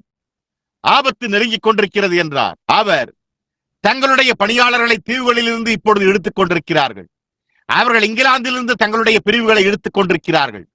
அவர்கள் அங்கே ஏதோ ஒரு விதமான ஆயுதங்களோடு பெரிய பெரிய கப்பலோட்டிகளை அமர்த்தியுள்ளனர். அவர்கள் ஒரு ஏவுகணையின் முதல் சுழலுக்காக காத்துக் கொண்டிருக்கிறார்கள். ஒவ்வொரு தேசமும் ஒரே நேரத்தில் ஏவுகணைகளை அனுப்பும் என்றார். பூமியில் ஒரு புல் துளிர் கூட இருக்காது, அல்லது ஒரு மலை கூட எஞ்சி இருக்காது. ஆனால் அது அதன் மட்டத்திற்கு அசைக்கப்படும். அது எந்த நேரத்திலும் நிகழலாம் என்றார். ஓ, என்ன ஒரு இருண்ட நேரம்! பறக்கும் தட்டுகளை குறித்து நீங்கள் கேள்விப்படுகிற இந்த எல்லா காரியங்களும் உள்ளன. நேற்றைய தினம் வானொலியில் அவர் ஜனங்களிடத்தில் பேசியதாக உரிமை கோரும் அந்த மனிதனுடைய பேட்டியை நீங்கள் கேட்டிருக்கிறீர்கள் என்று நான் நினைக்கிறேன். நான் அந்த மனிதனை அவமதிக்க விரும்பவில்லை. ஆனால் அவனுடைய முறைமை முழுவதும் வார்த்தைக்கு முரணாக உள்ளது. அது சரியல்ல. செவ்வாய் கிரகத்தில் அவர்களுக்கு மரணம் என்பதே கிடையாது. மரணம் எப்படி இருக்கக்கூடாது என்று நமக்கு போதிக்கவே அவர்கள் இங்கு வந்திருக்கிறார்கள் என்று கூறினார். ஆனால் அது நிறுவனம் என்று வரும்போது அதை நிரூபிக்க அவரிடம் ஒரு துளி ஆதாரமும் இல்லை. அவர் வரைந்திருந்த ஏதோ ஒரு கட்டுக்கதை கருத்தாகும். மேலும் என்னுடைய கருத்துப்படி அது தவறானது. ஏனென்றால் அவர் கூறினதிலிருந்து வித்தியாசமாக வேதம் கூறியுள்ளது. பறக்கும் தட்டுகளை குறித்து நான் என்ன நினைக்கிறேன் என்பதை நான் வெளிப்படுத்தலாம். அவைகள் நிழல்கள் என்று நான் நம்பவில்லை. அவை கட்டுக்கதைகள் என்று நான் கருதவில்லை. நான் நினைக்கிறேன் இது சரியா இல்லை. அது என்னுடைய கருத்து மாத்திரமே. அவர்கள் என்னவா இருக்கிறார்கள் என்று கர்த்தர் என்னிடம் கூறவில்லை. ஆனால் வேத வாக்கியங்களை நோக்கி பார்ப்பதனால் அங்கேதான் நாம் எல்லாவற்றையும் கண்டறிகிறோம். இயேசு சோதோமின் நாட்களில் எப்படி நடந்ததோ அப்படியே மனுஷகுமாரன் வரும் நாட்களிலும் நடக்கும் என்றார். சோதோமின் அழிவிற்கு முன்னர் அக்கினி விழுந்து பட்டணத்தையும் சமவெளிகளையும் சுட்டரித்தது. பரலோகத்திலிருந்து தூதர்கள் அனுப்பப்பட்டு இந்த காரியங்கள் உண்மையா அல்லது இல்லையா என்று கண்டறியும்படி உள்ளே நோக்கி பார்த்து ஆராய்ந்து பார்த்தனர். மகத்தான அழிவு வருவதற்கு முன்னர் தேவன் தம்முடைய தூதர்களை ஆராய்ந்து கண்டுபிடிக்க அனுப்புவது போலாகாதா? நீங்கள் கவனித்தீர்களா? தேவனுக்காக ஒரு தீர்மானம் செய்திருந்த ஒரு வயோதிக மனிதனை சந்திக்க வந்த ஒரு தூதன் வந்தார். உலகத்தால் நிந்திக்கப்பட்டு வனாந்திரத்தில் ஒரு கூடாரத்தில் வாழ்ந்து கொண்டிருந்தான். ஏனென்றால் யாரோ ஒருவர் அவனுடைய செல்வத்தை எல்லாம் தேர்ந்தெடுத்து பறித்துக் கொண்டார். ஆனால் அவனோ, அதெல்லாம் பரவாயில்லை, நான் இங்கே தேவனுடைய சித்தத்தில் நிலைத்திருப்பேன் என்றார். உலகம் உங்களுக்கு அளிக்கக்கூடிய எல்லா பணத்தையும் நான் பெற்றுக்கொள்வதை காட்டிலும் தேவனுடைய சித்தத்தில் இருப்பதையே நான் விரும்புகிறேன். அந்த முடிவான தீர்மானம் எடுக்கப்பட்டவுடனே அதன் பின்னர் கர்த்தருடைய தூதன் ஆபிரகாமிடம் வந்து, கிழக்கு மேற்கு வடக்கு தெற்கே நோக்கி பார், ஆபிரகாமே, யாவும் உம்முடையதா இருக்கிறது என்றார். வேத வாக்கியங்கள் நமக்கு சாந்த குணம் உள்ளவர்கள் பாக்கியவான்கள், அவர்கள் பூமியை சுதந்திரித்துக் கொள்வார்கள் என்று கூறுகின்றன. அது என்ன வித்தியாசத்தை உண்டு பண்ணுகிறது? பூமியில் உள்ள யாவும் பூமியோடு அழிந்து போம், ஆனால் தேவனால் ஒருபோதும் அழிந்து போக முடியாது. நான் விசுவாசிக்கும்படி வழிநடத்தப்படுகையில், அதாவது வந்து பகுத்தறிகிற கர்த்தருடைய தூதனின் புகைப்படம். ஆபிரகாமிடம் அந்த தூதனை நீங்கள் கவனித்தீர்களா? அவர் ஆபிரகாமிடம் பேசிக் கொண்டிருந்த போது அவர் தன்னுடைய முதுகை கூடார பக்கமாக திருப்பி இருந்தார். அவர், நான் உனக்கு அளித்த வாக்குதத்தை காத்துக்கொள்ளப் போகிறேன் என்றார். ஓ, இந்த நாளில் தம்முடைய வாக்குதத்தை காத்துக்கொள்ளும் தேவனுடைய தூதனின் என்ன ஒரு செய்தி! உலகத்தின் எல்லா அவிசுவாசமும், சந்தேகக்காரர்களும், அஞ்ஞானிகளும், நாத்திகர்களும், அவிசுவாசிகளும் தேவனுடைய வல்லமையை ஒருபோதும் செயலிழக்க செய்ய முடியாது. அது அதே விதமாகவே சம்பவிக்கும். என்னுடைய வாக்குதத்தை நான் நினைவு கூறுவேன். நான் என்னுடைய வாக்குதத்தை நன்மையாக்கப் போகிறேன். சாராள் அவருக்கு பின்னே கூடாரத்தில் நகைத்தாள். தம்முடைய முதுகை கூடார பக்கமாக திருப்பி இருந்தபடியால் அவர், சாராள் ஏன் நகைத்தாள் என்று கேட்டார். அப்பொழுது சாராள் ஓடி வந்து, நான் நகைக்கவில்லை என்று கூறினாள். ஏனென்றால் அவள் பயமடைந்திருந்தாள். இவர் எந்த விதமான ஒரு மனிதனாய் இருந்தார்? அப்படியானால் என்ன விதமான ஒரு ஜாமக்காரன் கோபுரத்தின் மேல் இருந்திருக்க வேண்டும் என்று நினைக்கிறேன். அவருடைய முதுகை என்னிடமாக திருப்பி நான் கூடாரத்தில் நகைத்தேன் என்பதை அறிந்திருக்க, நம்மோடு இருக்கிற இவர் நமக்கு என்ன மாதிரியான தன்மையாய் இருக்கிறார்? அவர் ஜாமக்காரனாக இருந்தார் என்பதை நினைவில் கொள்ளுங்கள். அவர் திரும்பி, ஆம், நீ நகைத்தாய் என்றார். அவள் பயமடைந்தாள். இப்பொழுது கர்த்தருடைய வருகைக்கு முன்னிருந்த நாளில் அதே ஜீவன்கள் மீண்டும் திரும்பி வரப்போகிறது என்பதை நாம் மீண்டும் கவனிக்கிறோம். நாம் சுற்றுமுற்றும் பார்த்து அவைகளின் சுவாபத்தை காணும் போது அவர்கள் என்ன செய்து கொண்டிருக்கிறார்கள் என்பதை கவனிக்கையில் இந்த அநேக மர்மமான காட்சிகள் சம்பவிக்கும் என்று இயேசு கூறின விதமாக சரியாக அமைந்திருக்கவில்லையா என்று நான் வியப்புறுகிறேன். மேலே வானங்களில் அடையாளங்கள் இருக்கும், பூமியிலே தேசங்களுக்கிடையே தத்தளிப்பு உண்டாகும், குழப்பமான நேரம் உண்டாகும், பூமி அதிர்ச்சிகள் பல இடங்களில் உண்டாகும். புருஷர்கள் இருதய செயலிழப்பினால் மரித்துக் கொண்டிருக்கிறார்கள். பெண்கள் அல்ல, புருஷர்கள். பெண்கள் அடிக்கடி இருதய கோளாறினால் மரிப்பதில்லை, அது புருஷர்கள். அது என்னவா இருக்கும் என்று இயேசு கூறினதை அது நிறைவேற்றுகிறது. அது சரியாக என்னவா இருக்கும் என்று அவர் கூறினபடியே இருக்கிறது. அதன் பின்னர் நாம் ஒவ்வொரு மணி நேரமும் எல்லா தீர்க்கதரிசிகளின் பேரிலும் எப்படி அவர்கள் இந்நாளை குறித்து தீர்க்க தரிசனம் உரைத்துள்ளனர் என்பதை குறித்தும் தொடர்ந்து பார்க்கலாம். ஜாமக்காரனே, இரவு எவ்வளவு சென்றது என்று ஒருவனை கூக்குரலிடச் செய்யாதா? பென்டகனிடம் பதில் இல்லை. அமெரிக்க ஐக்கிய நாடுகளிடத்தில் அதற்கு பதில் இல்லை. ஜெர்மனி, ரஷ்யா அவைகளில் எதுவுமே பதிலை கொண்டிருக்கவில்லை. விஞ்ஞானம் அதற்கான பதிலை கொண்டிருக்கவில்லை. யாரிடம் பதில் இருக்கிறது? சுவற்றின் மேல் இருக்கும் ஜாமக்காரனுக்கு பதில் உண்டு. ஜாமக்காரனே, இரவு எவ்வளவு சென்றது? பரிசுத்த ஆவியானவரே ஜனங்களை ஆயத்தப்படுத்தி தேவனிடத்திலிருந்து எச்சரிப்புகளை கொடுத்துக் கொண்டிருக்கிற அந்த ஜாமக்காரனாய் இருக்கிறார். அவர் ஒரு ஜாமக்காரனாக நியமிக்கப்பட்டிருக்கிறார். வியாதியஸ்தர் சுகமாக்கப்படுவதையும், குருடாக்கப்பட்ட கண்கள் திறக்கப்படுவதையும், செவிடருடைய காதுகள் கேட்கப்படுவதையும், முடமானவர்கள் நடக்கிறதையும், நொண்டி குதிக்கிறான், ஒரு மானை போல குதிக்கிறான். நிறைவேறுதல் அது என்ன? இது கர்த்தருடைய வருகை தொடர்ந்து முன்னேறிக் கொண்டிருக்கிறது. இந்த எல்லா காரியங்களும், இந்த எச்சரிக்கைகளும் ஜனங்கள் தங்களுடைய மதியத்தின் நேரங்கள் வரைக்கும் தங்களுடைய மது விருந்துகளில் தொடர்ந்து இருந்து வருகின்றனர். அவர்கள் கேலி செய்கிறார்கள், அவர்கள் நடமாடுகிறார்கள், அவர்கள் புசிக்கிறார்கள், அவர்கள் குடிக்கிறார்கள், அவர்கள் பெண் கொண்டு பெண் கொடுக்கிறார்கள். தேவன் கூறியது போலவே அது இருக்கும். அவர்களை நிறுத்த வழியே இல்லை. நீங்கள் கவனித்தால் இந்த மகத்தான சபை காலத்தில் வெளிப்படுத்தல் 3 இந்த காலத்தில் வருகைக்கு சற்று முன்னர் வெடிவெள்ளி நட்சத்திரம் கொடுக்கப்பட்டது. ஏசாயா, ஜாமக்காரனே, இரவு எவ்வளவு சென்றது என்று கூறின போது அவன் எவ்வளவு வேதபூர்வமாக இருந்தான் என்பதை கவனியுங்கள். அவன் காலையானதும் இரவும் கூட வருகிறது என்றான். என்ன? காலை வருகிறது, ஆனால் இரவு காலைக்கு முன்பே வருகிறது. அது என்னவா இருந்தது? யாருக்காவது தெரியுமா? பொழுது விடுவதற்கு முன்பு வேளையானது நெருங்கிக் கொண்டிருக்கிற நேரத்தில் அது எப்போதும் இருந்ததை காட்டிலும் இருளாகி விடுகிறது. ஓ என்னுடைய நண்பர்களே, கர்த்தர் உரைக்கிறதாவது என்பதற்கு செவிகொடுங்கள். நீங்கள் என்னை அவருடைய ஊழியக்காரன் என்று கருதுவீர்களேயானால் அது விடியும் முன்புதான். அதனால்தான் இந்த பயங்கரமான இருள் பூமியின் மேல் உள்ளது. அது கர்த்தராகிய இயேசுவின் வருகைக்கு சற்று முன்னர் உள்ளது. அவருடைய வருகையை தவிர வேறெந்த நம்பிக்கையும் விடப்பட்டிருக்கவில்லை. தேசங்கள் தேசங்களுக்கு எதிராக உள்ளன. அவர்கள் ஒருவரை ஒருவர் ஊதி அணுகுண்டு சாம்பலாக்கும் வல்லமையை பெற்றுக்கொள்ளும் அளவிற்கு அவர்கள் தேவனுடைய ஆய்வகத்தினூடாக முட்டாள்தனமாக செய்துள்ளனர். அவர்கள் பொல்லாதவர்கள், அவர்கள் மார்க்க சம்பந்தம் இல்லாதவர்கள், அவர்கள் கிறிஸ்துவை போன்றவர்கள் அல்ல. அவர்கள் கொண்டிருக்கிற ஒரே நோக்கம் அழிக்க வேண்டும் என்று எதிர்க்கின்றனர். இந்த மனிதர்களை ஏவுவதற்காக வானத்திலிருந்து அனுப்பப்பட்ட அழிக்கும் தூதனால் அவர்கள் ஏவப்பட்டுள்ளனர். கர்த்தராகிய இயேசுவின் நாமத்தில் பரிசுத்த ஆவியானவர் கோபுரத்தின் மேல் ஜாமக்காரனாக அனுப்பப்படுகிறார் என்று நான் கூறட்டும். ஜனங்கள் கதறுகையில், இரவு எவ்வளவு சென்றது? நீங்கள் இந்த ஜீவியத்தை குறித்து சோர்ந்து போயிருக்கிறீர்களா? நீங்கள் பாவத்தினால் சோர்வுற்றிருக்கிறீர்களா? நீங்கள் சவடக்க ஊர்வலங்களினாலும் சுகவீனத்தினாலும் தேவபக்தியின்மையினாலும் சோர்வுற்றிருக்கிறீர்களா? இரவு நீண்டதாகவும் களைப்பாகவும் இருந்து வருகிறதா? ஜாமக்காரனே, இரவு எவ்வளவு சென்றது? அவர் காலையானது வந்தது என்றார். ஆறுதலை பார்த்தீர்களா? இரவும் கூட வருகிறது. இரவு என்றால் என்ன? ஏசாயா வேத வாக்கியத்தோடு எவ்வளவு பரிபூர்ண இசைவாய் இருந்தார் என்பதை பாருங்கள். இயற்கையின் வழக்கமான பாதையில் எப்பொழுதுமே சூரியன் நெருங்கிக் கொண்டிருக்கும் போது இருளை அழுத்தமாக்கி இன்னும் இருட்டாக்குகிறது. பகலுக்கு முன் இரவு வேறெந்த நேரத்தையும் விட இருட்டாக இருக்கிறது. ஏன்? நெருங்கி வரும் வெளிச்சமே அதை இருட்டாக்கி கொண்டிருக்கிறது. கர்த்தராகிய இயேசு இப்பொழுது அணுகிக் கொண்டிருக்கையில் அது பூமியின் மேல் இந்த இருளை கொண்டு வருகிறது. இந்த காரியங்கள் சம்பவிக்க துவங்கும் போது உங்கள் மீட்பு சமீபமாயிருக்கிறபடியால் உங்கள் தலைகளை உயர்த்துங்கள் என்று அவர் கூறவில்லையா? பாலஸ்தீனா ஒரு தேசம். யூதர்கள் பூமி முழுவதிலும் இருந்து திரும்பி வந்து தேவன் அவர்களுக்கு செய்வதாக கூறினது போலவே அவர் வருவதை காண அங்கு வைக்கப்பட்டுள்ளனர். அத்திமரம் துளிர் விடுகிறதை குறித்து ஒரு ஊமையை கற்றுக்கொள்ளுங்கள். அவர் அதனால் இந்த தலைமுறை ஒழிந்து போகாது. இந்த எல்லா காரியங்களும் செய்யப்படும் வரைக்கும் அதற்கு ஒருபோது முடிவே இல்லை என்றார். எந்த சந்ததி? அத்திமரம் துளிர் விடுவதை காணும் சந்ததி.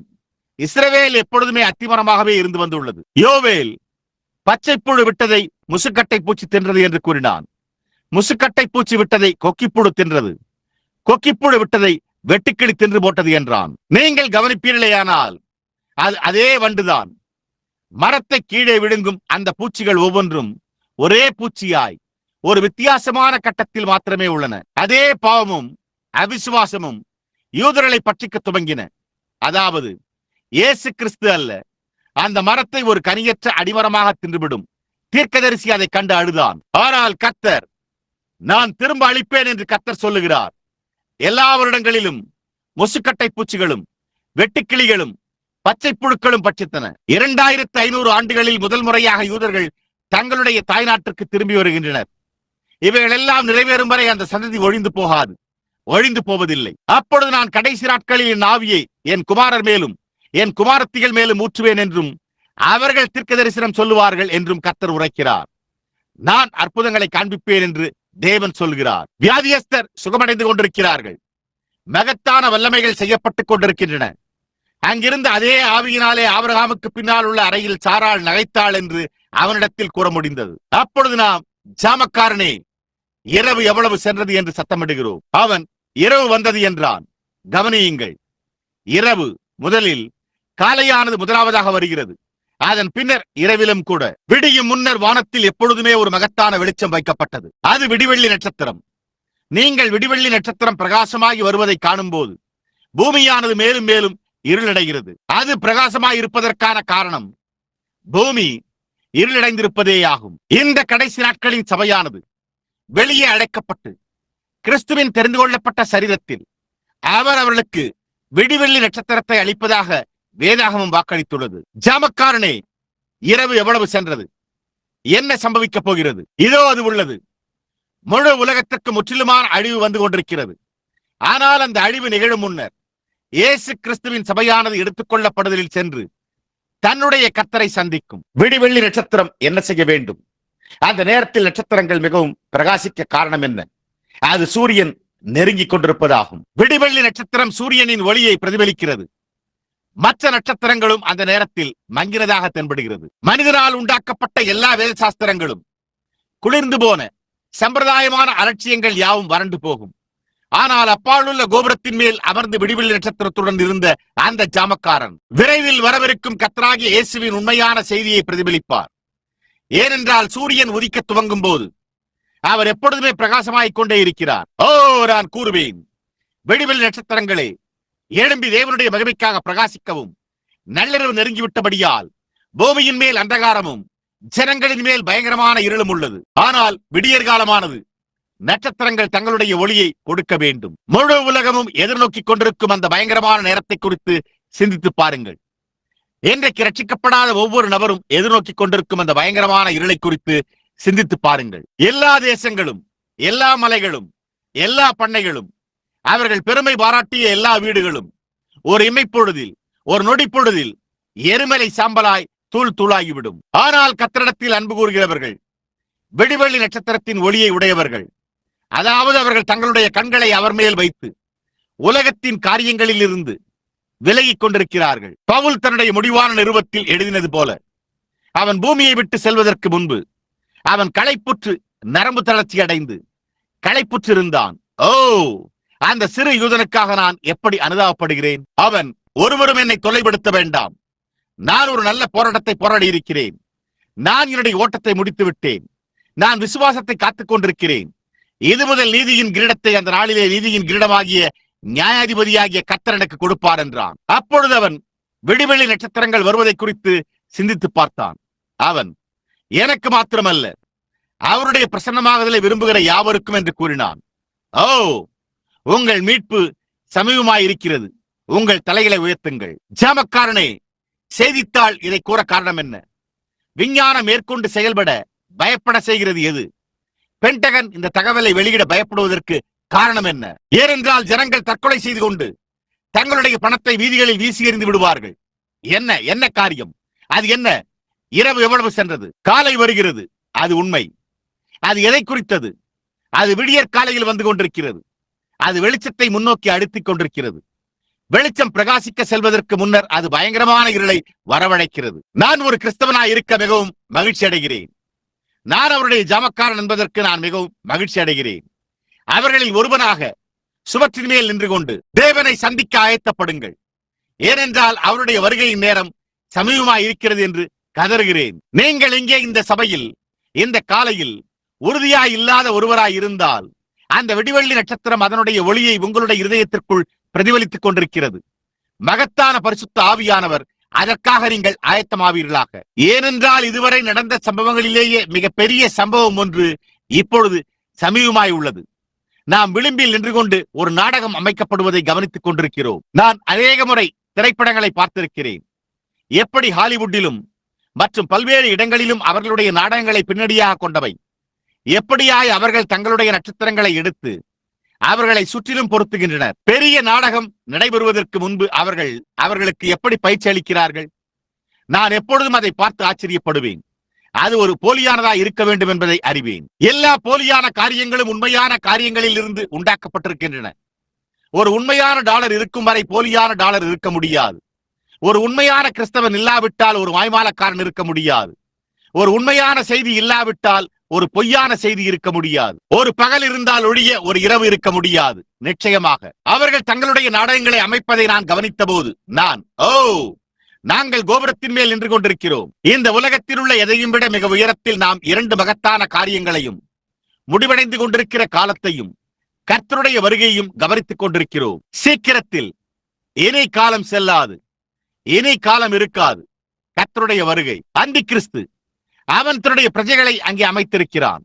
அவன் கம்யூனிசத்தை உடையவனாயிருக்கிறான். அவன் வெவ்வேறு கொள்கைகளை உடையவனாயிருக்கிறான். அவன் சபை கொள்கையை உடையவனாயிருக்கிறான். அவன் கத்தோலிக்க மார்க்கத்தை உடையவனாயிருக்கிறான்.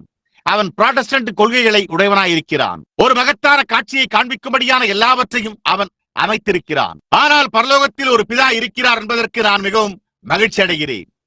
அவர் இந்த பெரிய நாடகத்திற்காக தம்முடைய கதாபாத்திரங்களையும் கூட அமைத்திருக்கிறார். அந்தி கிறிஸ்து அவர்களை இந்த எல்லாவற்றின் பேரழிவிற்குள்ளும் அவ்வப்போது எடுத்துக் கொள்ளும் போது தேவன் தம்முடைய சபையை நித்தியத்திற்குள்ளாக, நித்தியத்தின் பேரின்ப மண்டலங்களுக்குள்ளாக தேவனோடு தாமே உயர்த்த தம்முடைய நாடகத்தில் ஆயத்தமாயிருக்கிறார். இந்த பழைய கீர்த்தனமான சரீரங்கள் மாற்றமடைந்து அவருடைய சொந்த மகிமையான சரீரத்திற்கு ஒப்பாயிருக்கும். இந்த அழிவு அழியாமையை தரித்து அவருடைய சாயலில் என்னென்றைக்கும் நிற்போம். பாருங்கள், தொலைக்காட்சியை பார்க்கிற நீங்கள், வானொலியை கேட்கிற நீங்கள், உங்களுடைய செய்தித்தாள்களை படிக்கிற நீங்கள், செய்தியை கேட்க விரும்பி இது என்னவா இருக்கிறது என்று வியப்புறுகிற நீங்கள் என்னுடைய சத்தத்திற்கு செவி கொடுங்கள். காலை வருகிறது, இரவும் வருகிறது. விடியற் காலத்திற்கு ஆயத்தமாக இருக்கிறவர்களுக்கு விடியற் காலம் வந்து கொண்டிருக்கிறது. காலைக்காக ஆயத்தமாகாதவர்களுக்கு இரவு வருகிறது. தேவன் எங்களுடைய இருதயங்களை இன்றைக்கு ஆயத்தப்படுத்துவாராக. காலை நித்தியமாயும் பிரகாசமாயும் அழகாயும் விடியும். அவரால் தெரிந்து கொள்ளப்பட்டவர்கள் ஆகாயத்திற்கு அப்பால் உள்ள தங்கள் வீடுகளில் ஒன்று கூடுவார்கள். அக்கரையிலே பெயர் பட்டியல் அழைக்கப்படும் பொழுது நான் அங்கிருப்பேன். நாம் ஜெபிப்போமாக. தேவனாகிய கர்த்தாவே, பூமியின் மேலும் ஒவ்வொரு பக்கமும் அழிவின் இந்த இருண்ட நேரத்தில் நாங்கள் எங்களுடைய இருதயத்தில் உள்ள நன்றியையும் நன்றியுணர்வையும் எப்படி உணர்கிறோம் என்பதை எங்களால் வெளிப்படுத்த முடியாது. இயேசு கிறிஸ்து மகிமையிலிருந்து இறங்கி வந்து எங்களைப் போன்ற ஒரு மனிதனாக்கப்பட்டு எங்கள் மத்தியில் வாசம் செய்தார். அதன் பின்னர் அவர் எங்களுடைய பாவங்களுக்காக மரித்து பரதீசின் வழியினூடாக வந்து காத்திருந்த ஆத்துமாக்களை எடுத்துக்கொண்டு பிசாசு பூமியை கட்டியிருந்த ஒவ்வொரு ஆவிக்குரிய வல்லமையையும் உடைத்து ஒரு ஓடையை உண்டாக்கி, அதனால் தேவனுடைய நித்திய கிருபையின் சூரிய வெளிச்சம் அதை பெற்றுக்கொள்ள மனப்பூர்வமாய் இருப்பவர்கள் மேல் பிரகாசிக்க முடிந்தது. தேவனே, இன்றைக்கு எல்லாவிடங்களிலும் உள்ள மனிதர்கள் துரிதமாக ராஜ்யத்திற்குள் பிரவேசிக்க அருள் புரியும். ஏனென்றால் செய்தி எப்பொழுதுமே அவசரமானதாய் இருந்து வருகிறது. சீக்கிரம் சீக்கிரம் வெளியே வா. சோதோமில் இருந்த தூதன், நீ இங்கு வரும் வரை நான் ஒன்றும் செய்ய முடியாது என்றான். கர்த்தாவே, செய்தியானது கிருபையினாலும் வல்லமையினாலும் அன்பினாலும் நிறைந்திருந்தாலும் அது அவசரமானதாயிருக்கிறது. கர்த்தாவே, மனுஷர் சீக்கிரமாய் வந்து கிறிஸ்துவை ஏற்றுக்கொள்ளவும் பரிசுத்த ஆவியினால் நிரப்பப்படவும் அருளும். ஏனென்றால் இயேசு தேவனிடத்திலிருந்து வந்தவர்கள் தேவனுடைய வார்த்தைகளை கேட்பார்கள் என்று கூறியிருக்கிறார். அவர்கள் வந்து தங்களுடைய பாவங்களிலிருந்து மனம் திரும்பி கர்த்தராகிய இயேசுவின் நாமத்தில் ஞானஸ்தானம் பெற்று அவர்களுடைய பாவங்களின் மன்னிப்புக்காகவும் பரிசுத்த ஆவியினால் நிரப்பப்படுவதற்காகவும் அவர்களுடைய ஆத்துமாக்களை முதல் சபையில் இருந்த நிலைமையில் பொருத்தி நீர் வரும்போது அது அப்படியே இருப்பதாக நாங்கள் செய்திக்காக நன்றியுள்ளவர்களாய் இருக்கிறோம். கர்த்தாவே, நாங்களும் பேரில் காத்திருக்கையில் எங்களுடைய இருதயங்களின் நன்மைக்கு நீர் அதை ஆசீர்வதிக்க வேண்டும் என்று ஜெபிக்கிறோம். இயேசுவின் நாமத்தில் நாங்கள் ஜெபிக்கிறோம். ஆமேன். நீங்கள் அவரை நேசிக்கவில்லையா? இப்பொழுது செய்தி முடிந்து விட்டது. நாம் அவரை அந்த விதமாக ஆவியில் தொழுது கொள்வோமாக. அவர் இங்கே இருக்கிறார். மகத்தான கண்டிப்பான வார்த்தைகள், ஆனால் அவைகள் உண்மையாயிருக்கின்றன. நான் அவைகளை கிறிஸ்துவின் நாமத்தில் கூறுகிறேன். நாள் நெருங்கிக் கொண்டிருக்கிறது.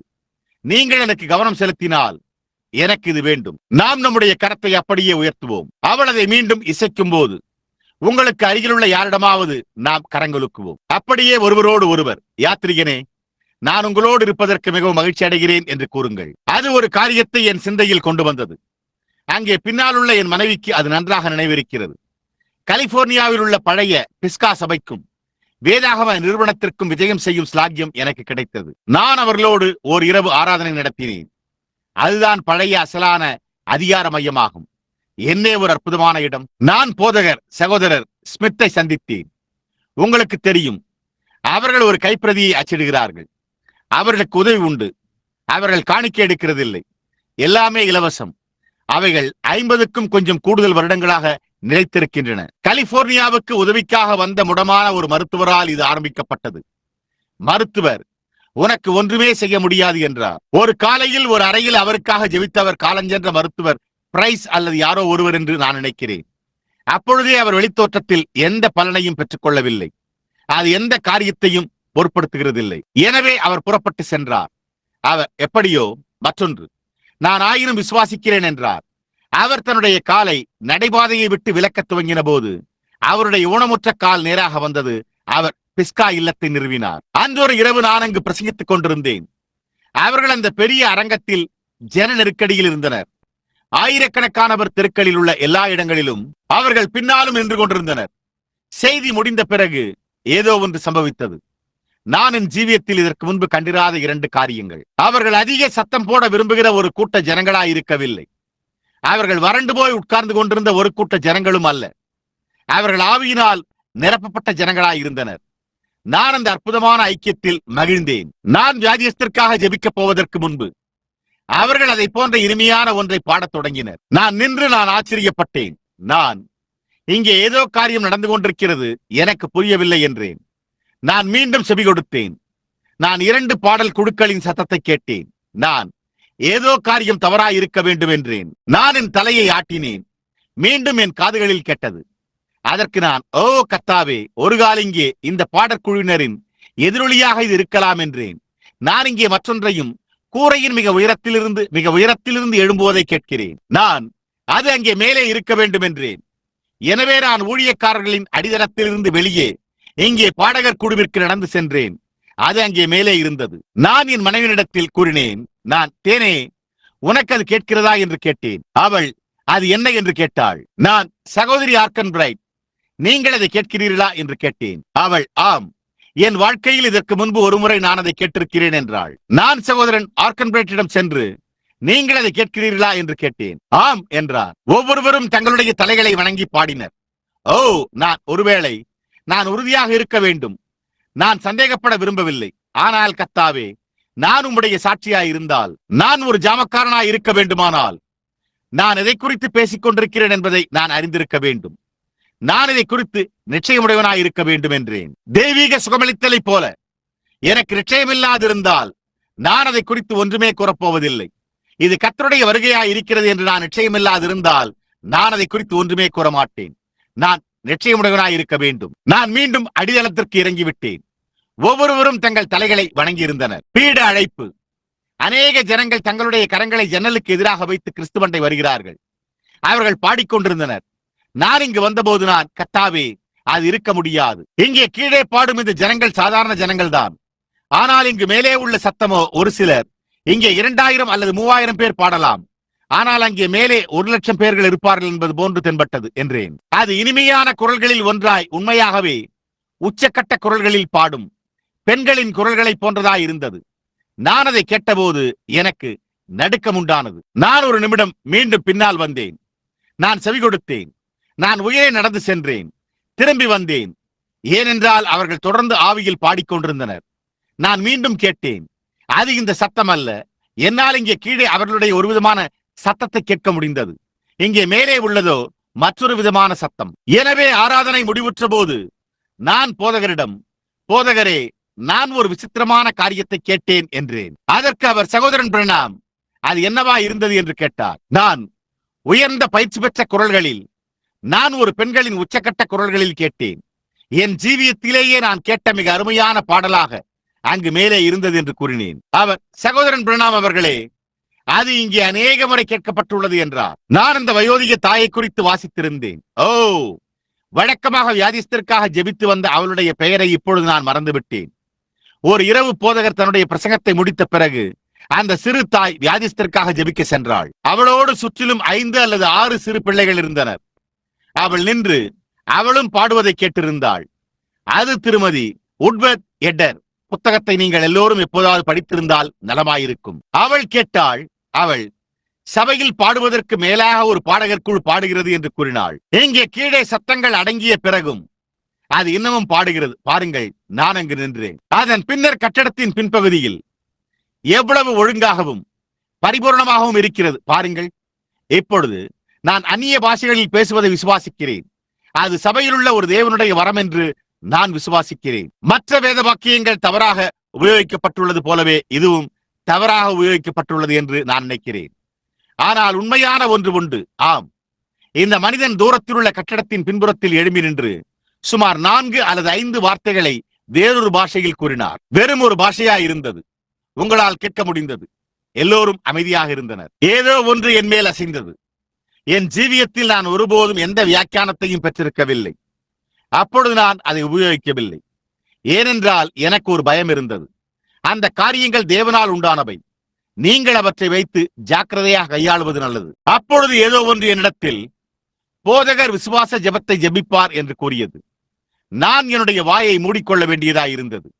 நான் காத்திருந்தேன். இங்கே அது மீண்டும் வந்து ஒரு அலைபோல ஏவுதல் உண்டாகி, போதகர் விசுவாச ஜெபத்தை ஜெபிப்பார் என்று கூறியது. நான், கர்த்தாவே, எனக்கு அர்த்தமுறைக்கும் வரங்கள் இல்லை. நான் வியாதிஸ்தருக்காக ஜெபிக்க வேண்டியதாய் உள்ளது. எனவே எனக்கு அர்த்தமுறைக்கும் வரங்கள் இல்லை என்று எண்ணினேன்.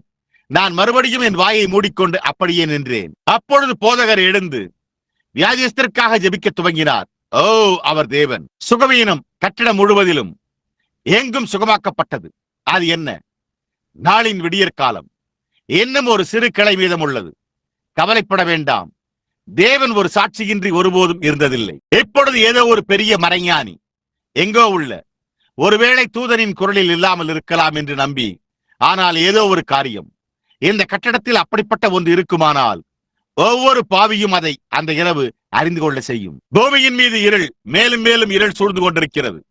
மேலும் கடுமையான இருள் சூழ்ந்து கொண்டிருக்கிறது. ஆனால் கர்த்தருடைய வருகையோ சமீபமாயிருக்கிறது. அது என்ன செய்து கொண்டிருக்கிறது? உங்களுடைய ஜாமக்காரன் என்ற முறையில் நான் காலை வருகிறது என்று கூறுவேன்.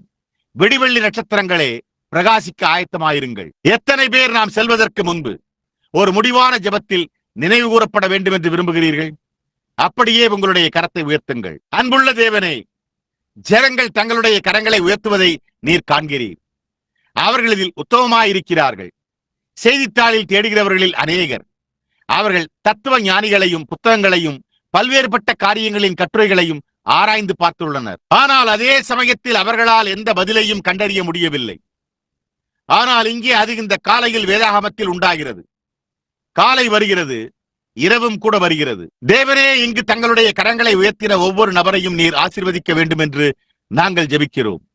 உயர்த்தப்பட்ட கரத்தின் பின்னால் உள்ளதை நீர் அறிவீர். மேலும் கர்த்தாவே, அவர்கள் இப்பொழுது உட்கார்ந்து கொண்டிருக்கிறார்கள் என்று நான் நினைக்கிறேன். சர்வ வியாபியான தேவன் இந்த வேளையில் அவர்கள் தேடிக்கொண்டிருக்கிற ஆவியாகி அவர்களுடைய சுதந்திரத்தை அவர்களுக்கு பங்கிட வல்லவராயிருக்கிறார். கர்த்தாவே, ஒவ்வொருவருக்கும் கொடும். உம்முடைய வார்த்தை நிமித்தமாகவும் அவர்களுடைய வாஞ்சை நிமித்தமாகவும் தவறிப்போக முடியாத உம்முடைய தெய்வீக வாக்குதத்தின் நிமித்தமாகவும் நான் அவர்களுக்காக இந்த ஜெபத்தை ஏறெடுக்கையில் தங்களுடைய கரங்களை உயர்த்தினவர்கள் பெற்றுக்கொள்வார்களாக. கர்த்தராகிய இயேசுவின் நாமத்தில் அவர்கள் அதை பெற்றுக்கொள்வார்களாக. ஆமேன். தேவன் உங்களோடு இருப்பாராக. இப்பொழுது நமக்கு சிறிது நேரம், இப்பொழுது நாம் வியாதியஸ்தருக்காக ஜெபிக்கப் போகிறோம். வியாதியஸ்தர்களுக்கு நம்பிக்கை உண்டு என்பதை அறிந்து கொள்வதில் நான் மிகவும் மகிழ்ச்சி அடைகிறேன். உன் அக்கிரமங்களை எல்லாம் மன்னிக்கிற கர்த்தர் நானே. உன் நோய்களை எல்லாம் குணமாக்குகிறவர் நானே. சற்று வினோதமாக இருப்பது போல நான் சிறிது நேரத்திற்கு முன்பு இந்த தூக்கு படுக்கையில் படுத்துக் கொண்டிருக்கும் ஒரு வாலிப தாயிடம் செல்லும்படி ஏவப்பட்டேன். அவள் நீணநீர் சுரப்பி புற்றுநோயினால் பாதிக்கப்பட்டிருக்கிறாள். அவளுடைய தாயாரும் இங்கே அவளோடு அமர்ந்திருக்கிறார் என்று நான் நினைக்கிறேன். நான் உறுதியாக நம்புகிறேன். ஆம், அது உண்மை. இந்த தாய் அவளுடைய பிள்ளையை குறித்து என்னிடம் கூறிக்கொண்டிருந்தாள். நான் அவளை ஊக்குவிக்க முயற்சித்துக் கொண்டிருந்தேன். இந்த செய்திக்கு பிறகு ஒரு அழைப்பும் கூட. ரட்சிப்பே முதல் காரியம் என்பதை நான் உணர்கிறேன். சுகமளித்தல் இரண்டாவதாக உள்ளது. ஒரு சுகமளித்தல் உங்களுடைய ஜீவியத்தின் முடிவு பரியந்தம் அநேக ஆண்டுகள் நீடித்திருக்கக்கூடும். நீங்கள் இங்கே பூமியின் மேல் இருக்கையில் அது உங்களுக்கு மகிழ்ச்சியையும் சந்தோஷத்தையும் அளிக்கலாம். ஆனால் அது உங்களுடைய மரணத்தோடு ஓய்ந்து போய்விடும். ஆனால் ரட்சிக்கப்பட்ட ஒரு ஆத்துமா நித்திய ஜீவனை பெற்றுள்ளது. அது அழிந்து போக முடியாது, அல்லது எதுவும் அதை உங்களிடத்திலிருந்து எடுத்து போட முடியாது. அது தேவனுடைய புத்தகங்களுக்குள் சென்றுள்ளது. கடைசி நாட்களில் எழுப்பப்படுவதற்காக மகத்தான காரியம் முதலாவது தேவனுடைய ராஜ்யமும் அவருடைய நீதியும், அதன் பின்னர் மற்ற காரியங்களும் சேர்க்கப்படும். இந்த வாலிபஸ்திரி அவதியுறுகிற பயங்கரமான வியாதியிலிருந்து சுகமடைந்ததை குறித்த ஒரு சாட்சியை நான் கூற விரும்புகிறேன். சில காலத்திற்கு முன்பு அவர்கள் ஒரு கால இந்த காலையில் இங்கு இருக்கலாம். யார் யார் என்பதை அறிய நான் அடிக்கடி இங்கு வருவதில்லை. உங்களில் அநேகரை எனக்கு தெரியாது. ஆனால் இங்கே எங்களுடைய உயர்நிலை பள்ளியில் ஒரு வாலிப பெண் இருந்தாள். அவள் இந்த நிணநீர் புற்றுநோயினால் அவதியுற்றுக் கொண்டிருந்தாள். அவள் மேல் இந்த பெரிய கட்டிகள் உண்டானதால் அவள் ஒரு மருத்துவரிடம் கொண்டு செல்லப்பட்டாள். அவர்கள் அந்த கட்டியின் ஒரு துண்டை எடுத்து அது என்னவென்று கண்டறியும்படி அனுப்பிவிட்டனர். அது குணப்படுத்த முடியாத நிணநீர் புற்றுநோய் என்று கண்டறிந்து அனுப்பிவிட்டனர். பிள்ளையோ தன்னுடைய தொல்லை என்னவா இருந்தது என்பதை அறிந்து கொள்ள அந்த தாய் விரும்பவில்லை. மருத்துவர்கள் அவளை பள்ளிக்கு செல்ல அனுமதிக்கும்படி தாயாரை அறிவுறுத்தினர். ஏனென்றால் அவள் உயிர் வாழ இன்னும் குறிப்பிட்ட நாட்கள் மட்டுமே இருந்தன. அது முடிவிலே இருதயத்தை பாதிக்கிறது. நிணநீர் வியாதி என்பது ஒரு ரூபத்தில் புற்றுநோயாகும். அதை நாம் அறிவோம். எனவே அவர்கள் அந்த வாலிப பெண்ணை மரிக்கும் வரை பள்ளிக்கு செல்ல மீண்டும் அனுப்பினர். தாய் துயரத்தினால் வெறிகொண்டிருந்தாள். அவள் என்னை தொலைபேசியில் அழைத்து, நான் அவளை அழைத்து வர விரும்புகிறேன். ஆனால் சகோதரன் பிரணாம், உங்களுடைய ஜெப வரிசைகளில் நீங்கள் ஆவியின் ஏவுதலை பெற்றிருக்கும் போது அநேக சமயங்களில் நீங்கள் வியாதிகளை கூப்பிடுகிறீர்கள். அவள், பரிசுத்த ஆவியானவர் அந்த குழந்தையை பற்றி ஏதாவது வெளிப்படுத்தினால் அதை சொல்லாமல் இருக்க நீங்கள் அவ்வளவு கருணையுடன் இருப்பீர்களா என்று கேட்டாள். பாருங்கள், நான் அது தெரியப்படுத்தப்பட அவர் விரும்பவில்லை என்றால் அவர் அதை வெளிப்படுத்த மாட்டார் என்று நான் நினைக்கிறேன் என்றேன். நான் அவ்வாறு கருதவில்லை. எங்குள்ள என்னுடைய சொந்த கூடாரத்தில் நான் அந்த விதமான கூட்டங்களை நடத்துவது எப்போதாவதுதான் என்றேன். நான் வியாதிஸ்தருக்காக மட்டுமே ஜெபிக்கிறேன் என்றேன். அந்த வாலிப பெண்மணி அந்த வரிசையில் வந்தாள். நான் அந்த தாயாரிடம், நீங்கள் ஒரு கிறிஸ்தவரா என்று கேட்டேன். அவள் இல்லை என்றாள். நான், அந்த பெண் ஒரு கிறிஸ்தவளா என்று கேட்டேன். இல்லை என்றாள். நான், உலகத்தை விட்டு வெளியே செல்வதற்கு அது ஒரு பயங்கரமான வழி என்றேன். மேலும் நான், அவள் அந்த நிலைமைக்கு சென்றாள், நீ அவளை மீண்டும் ஒருபோதும் காணமாட்டாய் என்றேன். ஆகையால் அந்த வாலிப பெண்மணி அந்த காலையில் அறைக்குள் வந்தபோது அந்த வாலிப பெண்ணுக்காக ஜெபிக்கப்பட்ட அதே இடத்தை கடந்து சென்றாள். இன்னும் ஒரு சில நிமிடங்களில் இந்த பெண்ணும் அவ்வாறே இருப்பாள். நான் அவளிடம் கேட்டேன். நான் அவளை அறிந்திருந்தேன். மேலும் நான், நீ இங்கே உயர்நிலை பள்ளியிலிருந்து வந்த வாலிப பெண்மணியா என்று கேட்டேன். அவள் ஆம் என்றாள். நான், உன்னுடைய சுகவீனத்தை குறித்து நீ அறிந்திருக்கிறாயா என்று கேட்டேன். அவள், நான் சரியாகி விடுவேன் என்று மருத்துவர்கள் என்னிடத்தில் கூறுகிறார்கள் என்றாள். நல்லது. நான், நீ சரியாகி விடவில்லை என்றால் என்னவாகும்? நீ ஒரு கிறிஸ்தவளா என்று கேட்டேன். அவள், இல்லை ஐயா, நான் அப்படி இல்லை என்றாள். நான், நீ ஒரு கிறிஸ்தவளாக இருக்க விரும்புகிறாயா என்று கேட்டேன். அவள், நான் விரும்புகிறேன் என்றாள். அப்பொழுது நான், நீ உன்னுடைய இருதயத்தை கிறிஸ்துவுக்கு கொடுப்பாயா என்று கேட்டேன். அவள் அவ்வாறு செய்வதாக கூறினாள். அவளுடைய தாயார் ஓடி வந்து அவளும் கூட தருவதாக கூறினாள். நான் அவர்கள் இருவருக்கும் இங்கே குளத்தில் ஞானஸ்தானம் கொடுத்தேன். அந்த வாலிப பெண்ணுக்காக ஜெபித்தேன். நேரமும் சென்றது. ஒரு சில நாட்களுக்கு பிறகு கடைசியில் அந்த பெண் குணமடைய துவங்கினாள். அவளுக்கு என்ன கோளாறு என்று தெரியவில்லை. சிறிது நாட்கள் கழித்து அவர்கள் அவளை மீண்டும் பரிசோதனைக்காக கொண்டு சென்றனர். அவர்களால் அதை குறித்த எந்த தடயத்தையும் கண்டுபிடிக்க முடியவில்லை. நான் ஜனங்களை குறித்து பெருமையான காரியங்களை பேச விரும்புகிறதில்லை. ஆனால் நான் ஜனங்களை குறித்து நேர்மையாயிருக்க விரும்புகிறேன். இந்த நகரத்தில் நன்கு அறியப்பட்ட ஒரு மனிதன் இருக்கிறான். ஒரு அருமையான கிறிஸ்தவ சகோதரன். இல்லை என்றால் அவர் இந்த சபையின் ஒரு உதவிக்காரராக இருக்க மாட்டார். நான் பொருட்படுத்துவதோ ஒரு சபையின் தர்மகர்த்தா. அவர் இப்பொழுது இங்கு இருக்கிறார். அவர் அந்த பெண்ணை குறித்த விவரங்களை பதிவு செய்யும் பொறுப்பை ஏற்றுக்கொண்டார். அது அநேக வருடங்கள் கழித்து, 2 அல்லது 3 ஆண்டுகள் கழித்து, அந்த வாலிப பெண்மணி தன்னுடைய பள்ளி படிப்பை முடித்துவிட்டு ஒரு பையனுடன் சென்று கொண்டிருந்தாள். நான் அவளை ஒரு நாள் தெருவில் சந்தித்தேன். அவள் மிகவும் மகிழ்ச்சியாயிருந்தாள். இயேசு கிறிஸ்துவின் மகிமைக்கும் வல்லமைக்கும் சாட்சி பகர்ந்தாள். அது என்னவா இருந்தது என்பதை அவர்கள் அவளிடத்தில் கூறியிருந்தனர். அந்த பெண்ணுக்கு திருமணமாகிவிட்டது. அவளுக்கு பிள்ளைகள் இருக்கிறார்கள். அவள் மகிழ்ச்சியாக வாழ்ந்து வருகிறாள். அவளுடைய தகப்பனார் இந்த மனிதனுடைய வர்த்தக ஸ்தலத்திற்கு தன்னுடைய முடியை வெட்டி கொள்ள வருகிறார். இங்குள்ள திரு ஈகன் அவர்கள் இந்த சம்பவத்தை தொடர்ந்து பதிவு செய்து வந்துள்ளார். அந்த பெண் ஆரோக்கியமாகவும் நலமாகவும் இருக்கிறாள். சகோதரன் ஈகன், அது எவ்வளவு காலமாக உள்ளது? அநேக ஆண்டுகளுக்கு முன்பு அது அவ்வாறு இருந்ததல்லவா? தேவன் நிணநீர் புற்றுநோயை சுகப்படுத்துகிறார் என்பதற்கு அவள் ஒரு சாட்சியாக இன்றைக்கு ஜீவித்துக் கொண்டிருக்கிறாள். இக்கட்டான நேரத்தில் நமக்கு ஒரு அடைக்கலம் உண்டு என்பதை அறிந்து கொள்வது மிகவும் நல்லது. அந்த அடைக்கலம் கிறிஸ்துவே. நான் அறிக்கை செய்ய விரும்புகிறேன். மீதமுள்ள உங்களுக்கு கூட்டத்தில் ஒரு சிறிய காரியம். அது இப்போதுதான் நடந்தது. சில வாரங்களுக்கு முன்பு, 2 வாரங்களுக்கு முன்பு நான் மேற்கே கூட்டத்திற்கு சென்ற போது உங்கள் அனைவரின் ஜெபங்களுக்கும் கர்த்தர் மிகவும் நல்லவராக பதிலளித்தார். நாங்கள் டூல்சா என்ற இடத்தில் இருந்தபோது, நான் பேசப்போவதில்லை, ஏனென்றால் நான் அங்கே ஒரு கூட்டம் நடத்த வேண்டியவனாயிருந்தேன். ஆனால் ஊழியக்காரர்களுக்கு மற்ற எழுப்புதல்கள் நடந்து கொண்டிருந்தன. எனவே அந்த நேரத்தில் என்னால் கூட்டத்தை நடத்த முடியவில்லை.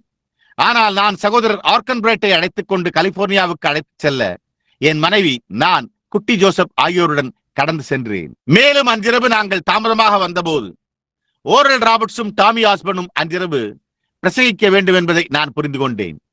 எனவே சகோதரன் ஆர்கன் பிரைட் நாங்கள் தங்கியிருந்த விடுதியை கண்டறியும் வரையில் ஒவ்வொன்றாக தொடர்பு கொண்டு எங்களை கண்டறிந்து கூட்டத்திற்கு வாருங்கள் என்றார். எனவே அவரும் மெனியா போலீஸில் உள்ள சபையின் தலைவரான கிறிஸ்தவ வர்த்தக புருஷர் சகோதரன் சான்மோரும் அங்கு வந்தனர். அவர்கள் எனக்காக வந்தார்கள். நான் உள்ளே சென்றேன். அவர்கள் ஏற்கனவே மேயோ அரங்கத்தில் பெரிய இடத்தில் இரவு உணவு அருந்திக் கொண்டிருந்தனர்.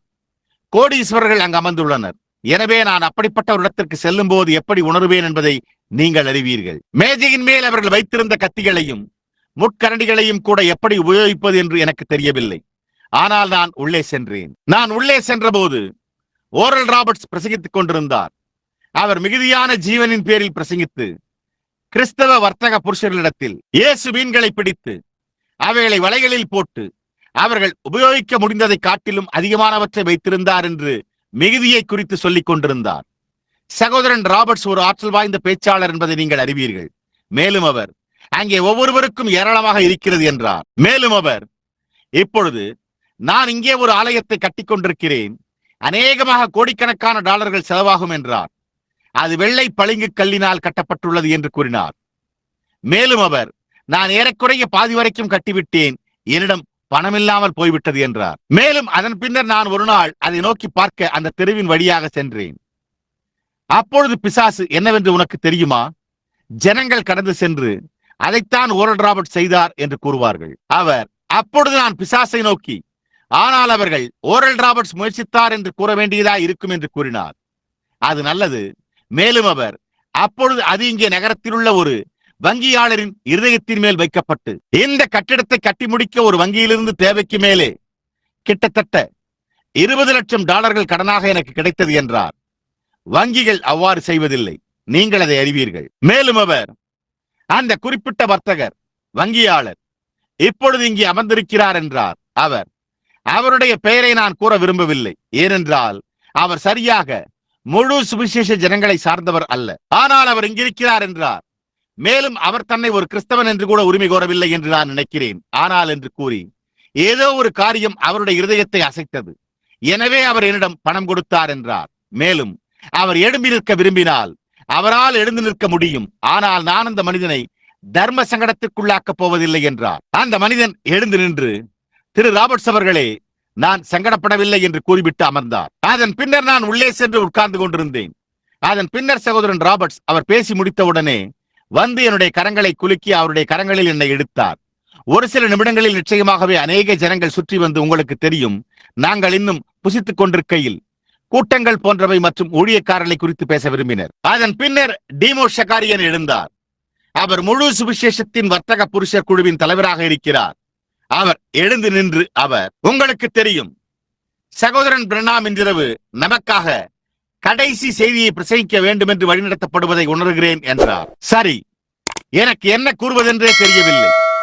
அப்பொழுது அவர் இங்கே அமர்ந்திருந்த மனிதரை குறித்து கூற துவங்கி, இன்னார் இன்னார் இங்கே உள்ளார், நான் அவரை இன்றைக்கு சந்தித்தேன் என்றார்.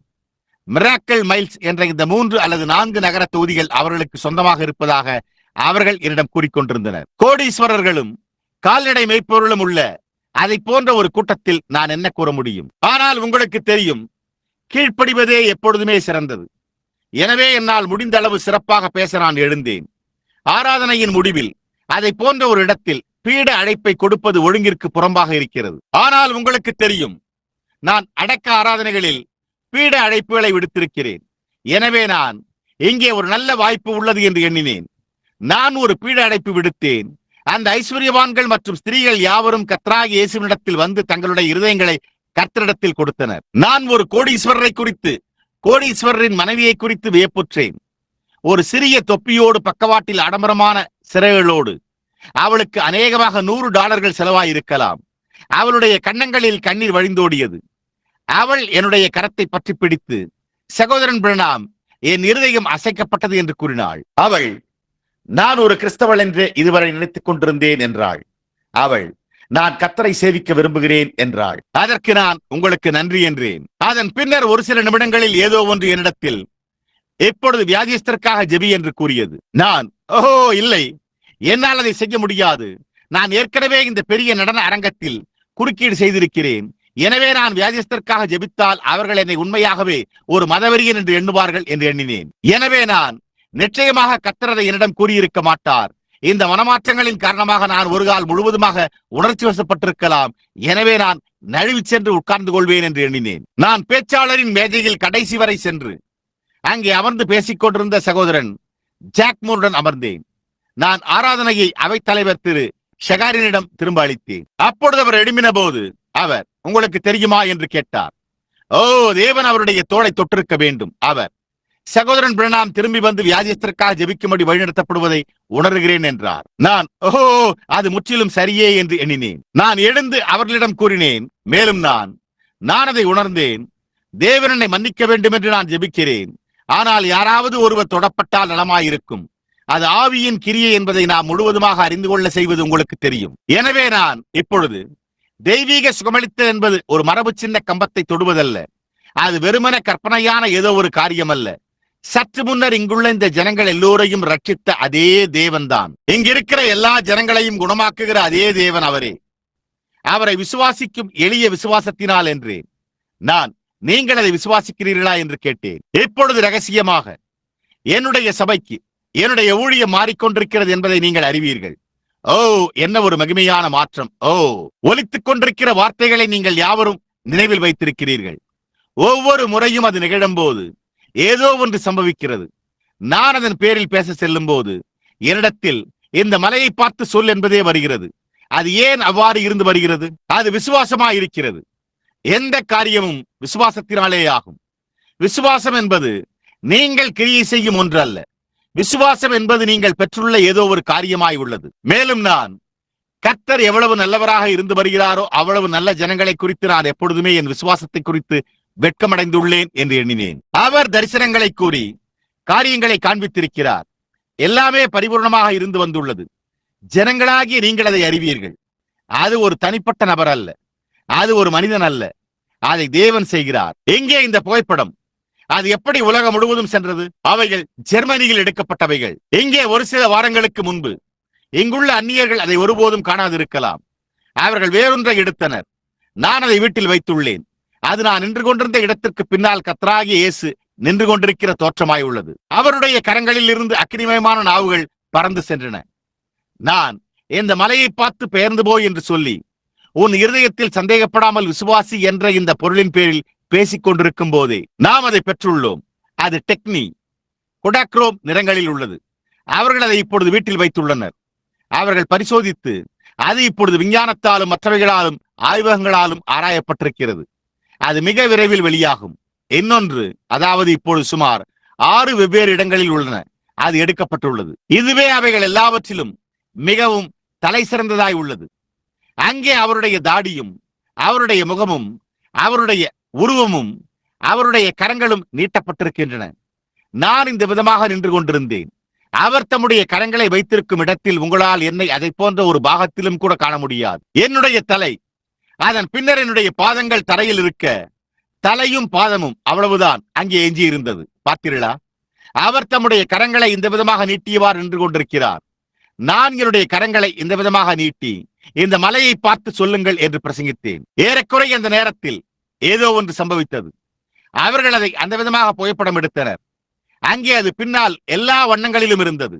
ஒரு பெரிய தேவன் ஏற்பாடு செய்துள்ளபடி ஒரு பெரிய கூடை சதுப்பு நில லீலி புஷ்பங்கள் அருகாமையில் உள்ளன. அவர் பள்ளத்தாக்கின் லீலி.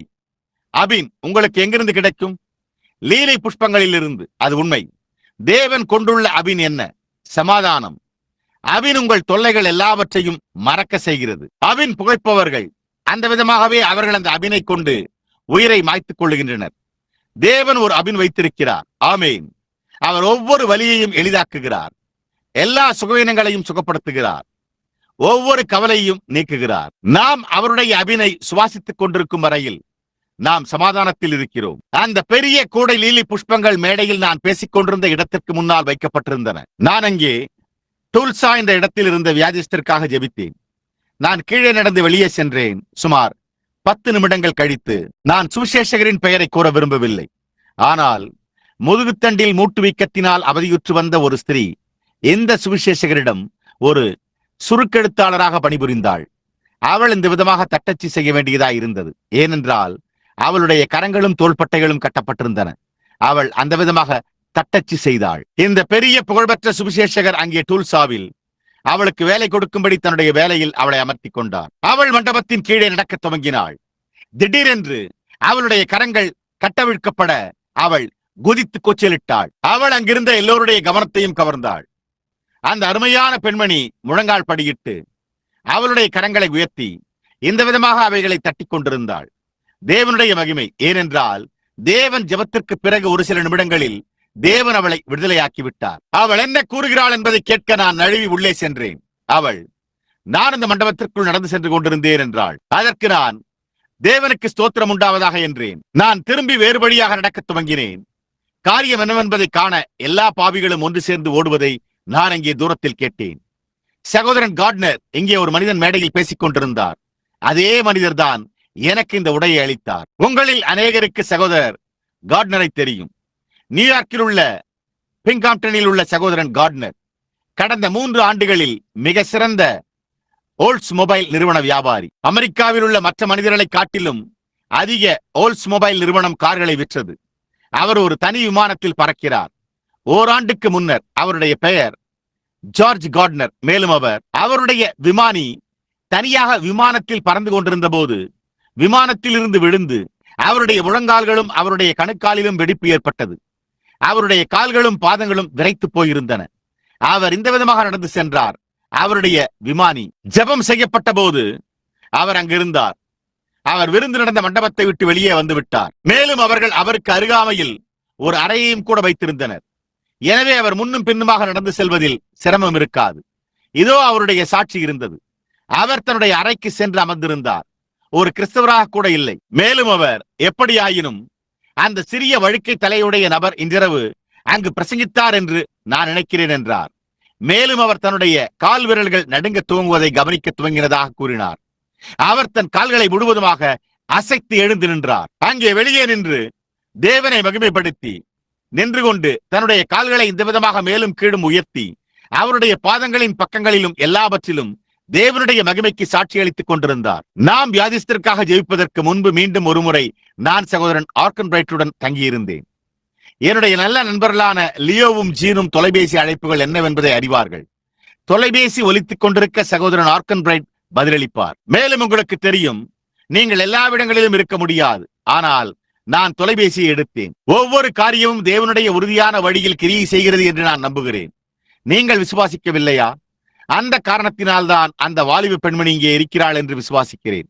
அந்த காரணத்தினால்தான் நீங்கள் யாவரும் இங்கே இருக்கிறீர்கள் என்று நான் விசுவாசிக்கிறேன். ஏதோ ஒரு காரணத்திற்காகவே நாம் தேவனுடைய மகிமைக்காக ஒன்றாக சந்தித்திருக்கிறோம் என்று நான் விசுவாசிக்கிறேன். இந்த காலையில் இங்கே இருக்க நாம் ஏன் அந்த பனிக்கட்டி மைதானத்திற்கு வந்தோம்? எனவே நான் தொலைபேசியை எடுத்தேன்.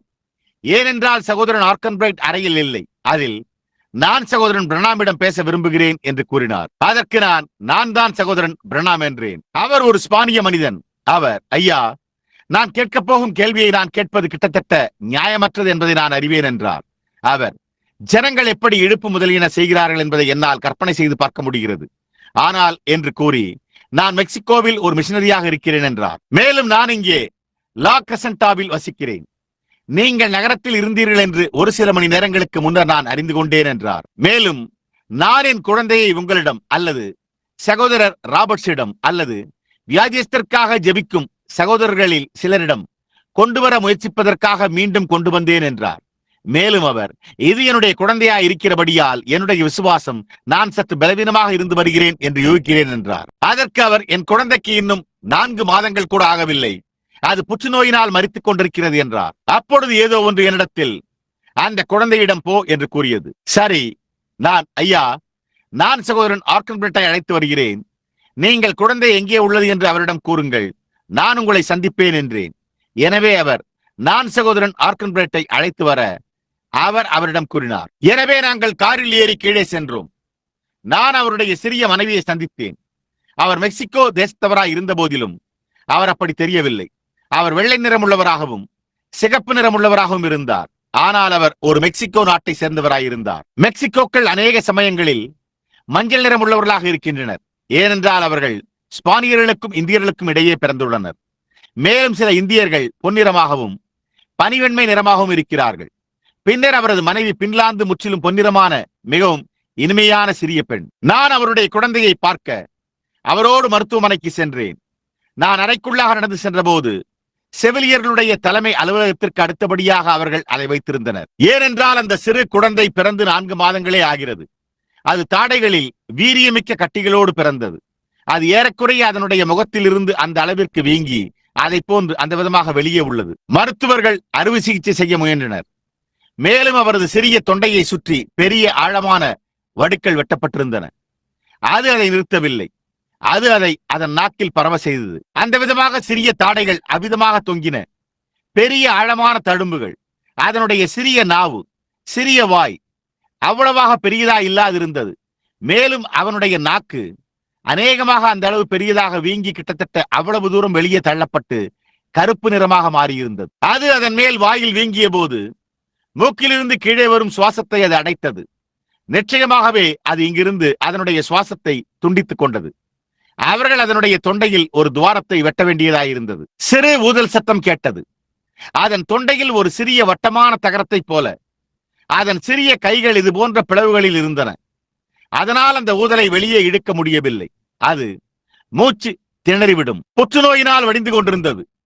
மருத்துவச்சி அங்கே நிற்க வேண்டியதாயிருந்தது. புற்றுநோயின் வடிகால்களை ஊதலின் மூலம் வெளியே இழுக்க ஏதாவது இருந்தால் ஒழிய அது மூச்சு திணறி மரித்துவிடும். தகப்பனார் படுக்கையண்டை நடந்து சென்று, ரிக்கி, அப்பாவின் சிறு பையனே என்றார். அப்பொழுது அவர், ரிக்கி, உனக்காக ஜெபிக்க அப்பா சகோதரன் பிரணாமை அழைத்து வந்தேன் என்றார். அவர் அப்பாவின் சிறு பையன் என்று கூறின போது என்னுடைய ஆவி என்னை விட்டு சென்றது. என்னால் அதற்கு மேல் அதை பொறுத்துக் கொள்ள முடியவில்லை. நான் படுக்கையின் பக்கவாட்டில் பிடித்துக் கொள்ள வேண்டியதாக இருந்தது. அப்பாவின் சிறு பையன். அந்த சிறு நபர் இன்னும் இளமையாக இருந்தாலும் அது அவனுடைய அப்பா என்று அறிந்தான். அவனுக்கு இந்த விதமாக மூச்சு திணறல் உண்டாக துவங்கினது. அவனுடைய சிறு கரங்கள் அதை போன்றிருந்தது. அவர் அந்த சிறு நபரின் தலையை தட்டி கொடுக்க முயன்றார். ஒரு ஏழ்மையான சிறு குழந்தை அந்த நிலையில் பிறந்தது. என்னால் பேச முடியவில்லை. உங்களுக்கு தெரியும், நீங்கள் மிகவும் பாரமடையும் போது உங்களால் எதுவும் சொல்ல முடியாது. நான் கீழே நோக்கி பார்த்தேன். அந்த பெரிய துண்டின் கீழிருந்து அந்த சிறிய கைகள் வெளியே இருப்பதை கண்டேன். மேலும் ஒரு மூச்சு திணறல் சத்தம் உண்டாகிறது. அப்பொழுது நான், அது பரிதாபத்துக்குரியதல்லவா என்று எண்ணினேன். ஏதோ ஒரு காரியத்தை சிந்திக்க போதுமானதாக நான் ஒரு விதமாக எனக்குள்ளாக தெளிவடைந்த போது நான், இயேசுவே, நீர் அதை காண்பதினால் மகிழ்ச்சி அடைகிறீர் என்று நீர் பொருட்படுத்தி கூறுகிறீரா? என்னால் அதை நம்ப முடியவில்லை. அந்த விதமாக அவதியுறும் அந்த சிறு குழந்தையிலிருந்து நீர் மகிமையை பெறுகிறீர் என்பதை என்னால் நம்ப முடியவில்லை. அது அப்படியே இருக்க முடியாது.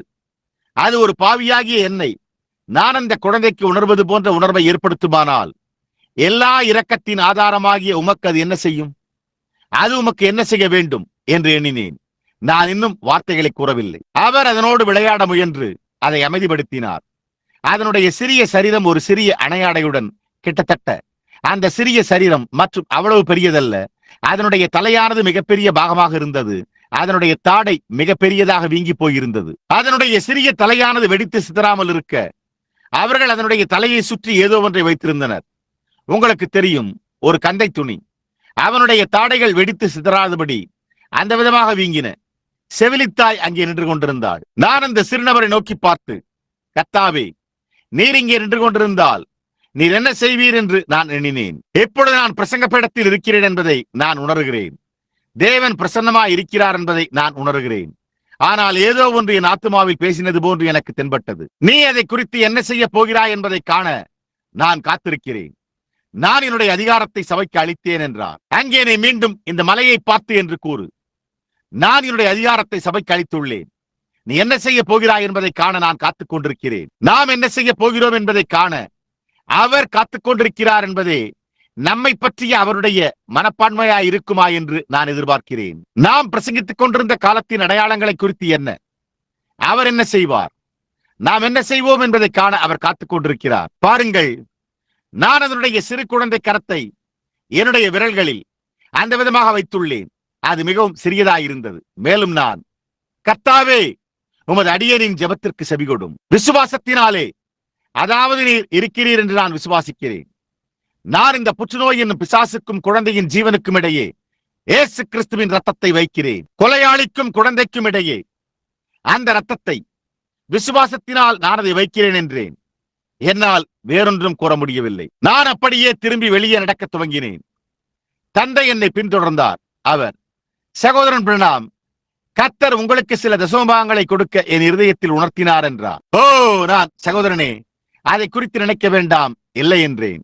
அதற்கு நான், சகோதரனே, எனக்கு பணம் தேவையில்லை என்றேன். அவர், ஆனால் நான் சில தசமபாகங்களை சேமித்து வைத்துள்ளேன் என்றார். ஓ, கொஞ்சம் பணம்.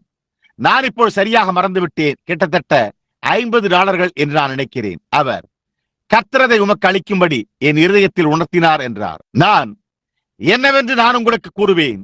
நான் அதை பெற்றுக்கொள்வேன். அதன் பின்னர் நீங்கள் அதை திருப்பி அங்கே இருக்கும் சிறிய ரிக்கியிடம் அவனுடைய மருத்துவமனை கட்டணத்தில் செலுத்துங்கள். காரணம், நீங்கள் ஒரு பிரசங்கியாக இருக்கிறீர்கள். அது என்ன என்பதையும் பணம் என்றால் என்ன என்பதையும் நான் அறிவேன். நீங்கள் ஒரு மிஷனரி, அதற்கு பணம் தேவைப்படுகிறது என்பதை நான் அறிவேன். உங்களுக்கு ஒரு குடும்பம் உள்ளது. இந்த எல்லா மருத்துவ கட்டணங்களும் உள்ளன. சிறிய ரிக்கியின் கட்டணத்திற்கு அதை திரும்ப கொடுங்கள் என்றேன். அவர், சகோதரன் பிரணாம், நான் அதை செய்ய விரும்பவில்லை. அது மருத்துவர்களுக்கு பணம் கொடுப்பதல்ல, அது ஊழியக்காரர்களுக்கு சம்பளம் கொடுப்பதற்காகவே என்றார். அதற்கு நான், ஆம், ஆனால் நான் அதை உங்களுக்காக திருப்பி தருகிறேன் என்றேன். நான் அதை மறுத்துவிட்டேன். நான் வீட்டிற்கு சென்றேன். ஒரு சில மணி நேரங்களில் தாடைகள் கீழே போய்விட்டன. அவனுடைய நாவு அதனுடைய இயல்பு நிலைக்கு திரும்பியது. தேவன் அந்த சிறுவனை சுகப்படுத்தினார். நான் கிளம்பிய காலையில் ஊதலை அவர்கள் தொண்டையிலிருந்து எடுத்துக் கொண்டிருந்தார்கள். அது மேற்கு கடற்கரை முழுவதையும் கலங்கடித்தது. புகழ்பெற்ற மருத்துவர் தன்னுடைய மகனோடு தன்னுடைய பேரப்பிள்ளையையும் அனுப்பினார். அவர்கள் மூளையில் பிடிப்பு ஏற்பட்ட அந்த குழந்தைக்காக ஜெபிக்க பசடோனாவில் 40 அல்லது 50 மைல்களுக்கு அப்பால் உள்ள சாலையில் நின்றனர். நான் கடந்து செல்ல வேண்டிய சாலையில் நின்றனர். அவர்கள் அதற்கு ஒரு பென்சிலின் ஊசி போட்டிருந்தார்கள். அதன் இடுப்பில் பென்சிலின் ஊசி போட்ட விளைவால் புற்றுநோய் வந்தது. கர்த்தர் அதை சுகப்படுத்தி விட்டார் என்று நான் நிச்சயம் நம்புகிறேன். வீட்டை விட்டு புறப்படுவதற்கு முன்பு தொலைபேசி ஒலித்தது. தொடர்ந்து ஒலித்தது. சகோதரர் ஆர்கன்பிரைட் அவர் ஒருவருடன் வாக்குவாதம் செய்வதை நான் கேட்டேன். இல்லை, நான் அதை செய்ய மாட்டேன். நான் காரில் ஏறிக்கொண்டிருக்கையில் அங்கே ஒரு சிறிய கார் வந்து கொண்டிருந்தது. அது யாரா இருந்தது என்றால் என்னுடைய சிறிய மெக்சிகன் சகோதரனும் அவருடைய மனைவியுமே. இருவருமே அழுது கொண்டு தேவனை துதித்தனர். சகோதரன் பிரணாம் அவர்களே, நான் இந்த தசமபாகத்தை உங்களிடத்தில் கொண்டு வந்துள்ளேன் என்றார். ஓ, நான், சகோதரனே, அதை என்னால் ஏற்றுக்கொள்ள முடியாது என்றேன். என்னால் அதை வாங்கிக் கொள்ள முடியவில்லையே என்றேன். அவர், ஆனால் நான் அவைகளை உங்களிடத்தில் கொண்டு வந்தேன் என்றார். அதற்கு நான், அவற்றை ரிக்கியின் கட்டணத்திற்கு செலுத்தும்படி நான் உங்களிடம் கூறினேன் என்றேன். அவர், இன்று காலை நான் மருத்துவரிடம் ரிக்கியின் கட்டண தொகைக்காக இந்த தசமபாகங்களை கொடுக்க சென்ற போது அதற்கு வைத்தியரோ, நீர் எனக்கு ஒன்றும் கடன்பட்டிருக்கவில்லை என்றார். அவர், எனக்கும் அதனோடு எந்த சம்பந்தமும் கிடையாது என்றார். அவர், அது ஒரு மகத்தான நிகழ்வு என்றார். அதற்கு அவர், நீர் எனக்கு ஒரு பைசா கூட கடன்பட்டிருக்கவில்லை என்றார். எனவே அவர், சகோதரன் பிரணாம், இதை எடுத்துக் கொள்ளுங்கள், நீர் இதை எடுத்துக்கொள்ள வேண்டும் என்று கர்த்தரிடம் கூறினார் என்றார். நான், ஓ, என்னால் முடியாது என்று எண்ணினேன். நான், கர்த்தாவே, அதை செய்ய எனக்கு மனமில்லை என்றேன். அப்பொழுது எனக்கு ஒன்று வந்தது. இயேசு ஒரு நாள் நின்று கொண்டு ஐஸ்வர்யவான்கள் தங்களுடைய மிகுதியான பணத்தை போடுவதை பார்த்துக் கொண்டிருந்தார். ஓ, அவர்களிடம் ஏராளமாக இருந்தது. எனவே அவர்கள் ஏராளமாக கொடுத்துக் கொண்டிருந்தனர். ஒரு விதவை 3 வெள்ளிக்காசுகளோடு வந்தாள். அவளிடம் இருந்ததெல்லாம் அதுதான். அவ்வளவுதான் அவளுக்கு இருந்த ஜீவன். அவள் அதை போட்டு விட்டாள். இப்பொழுது நாம் என்ன செய்திருப்போம்? ஓ சகோதரியே, அதை செய்யாதீர்கள். எங்களுக்கு அது தேவையில்லை என்பதை நீங்கள் அறிவீர்கள். அதை போடாதீர்கள், அவ்வளவுதான் உங்களுடைய ஜீவியம் என்போம். ஆனால் இயேசு அவளை அப்படியே தொடர்ந்து அதை செய்ய அனுமதித்தார்.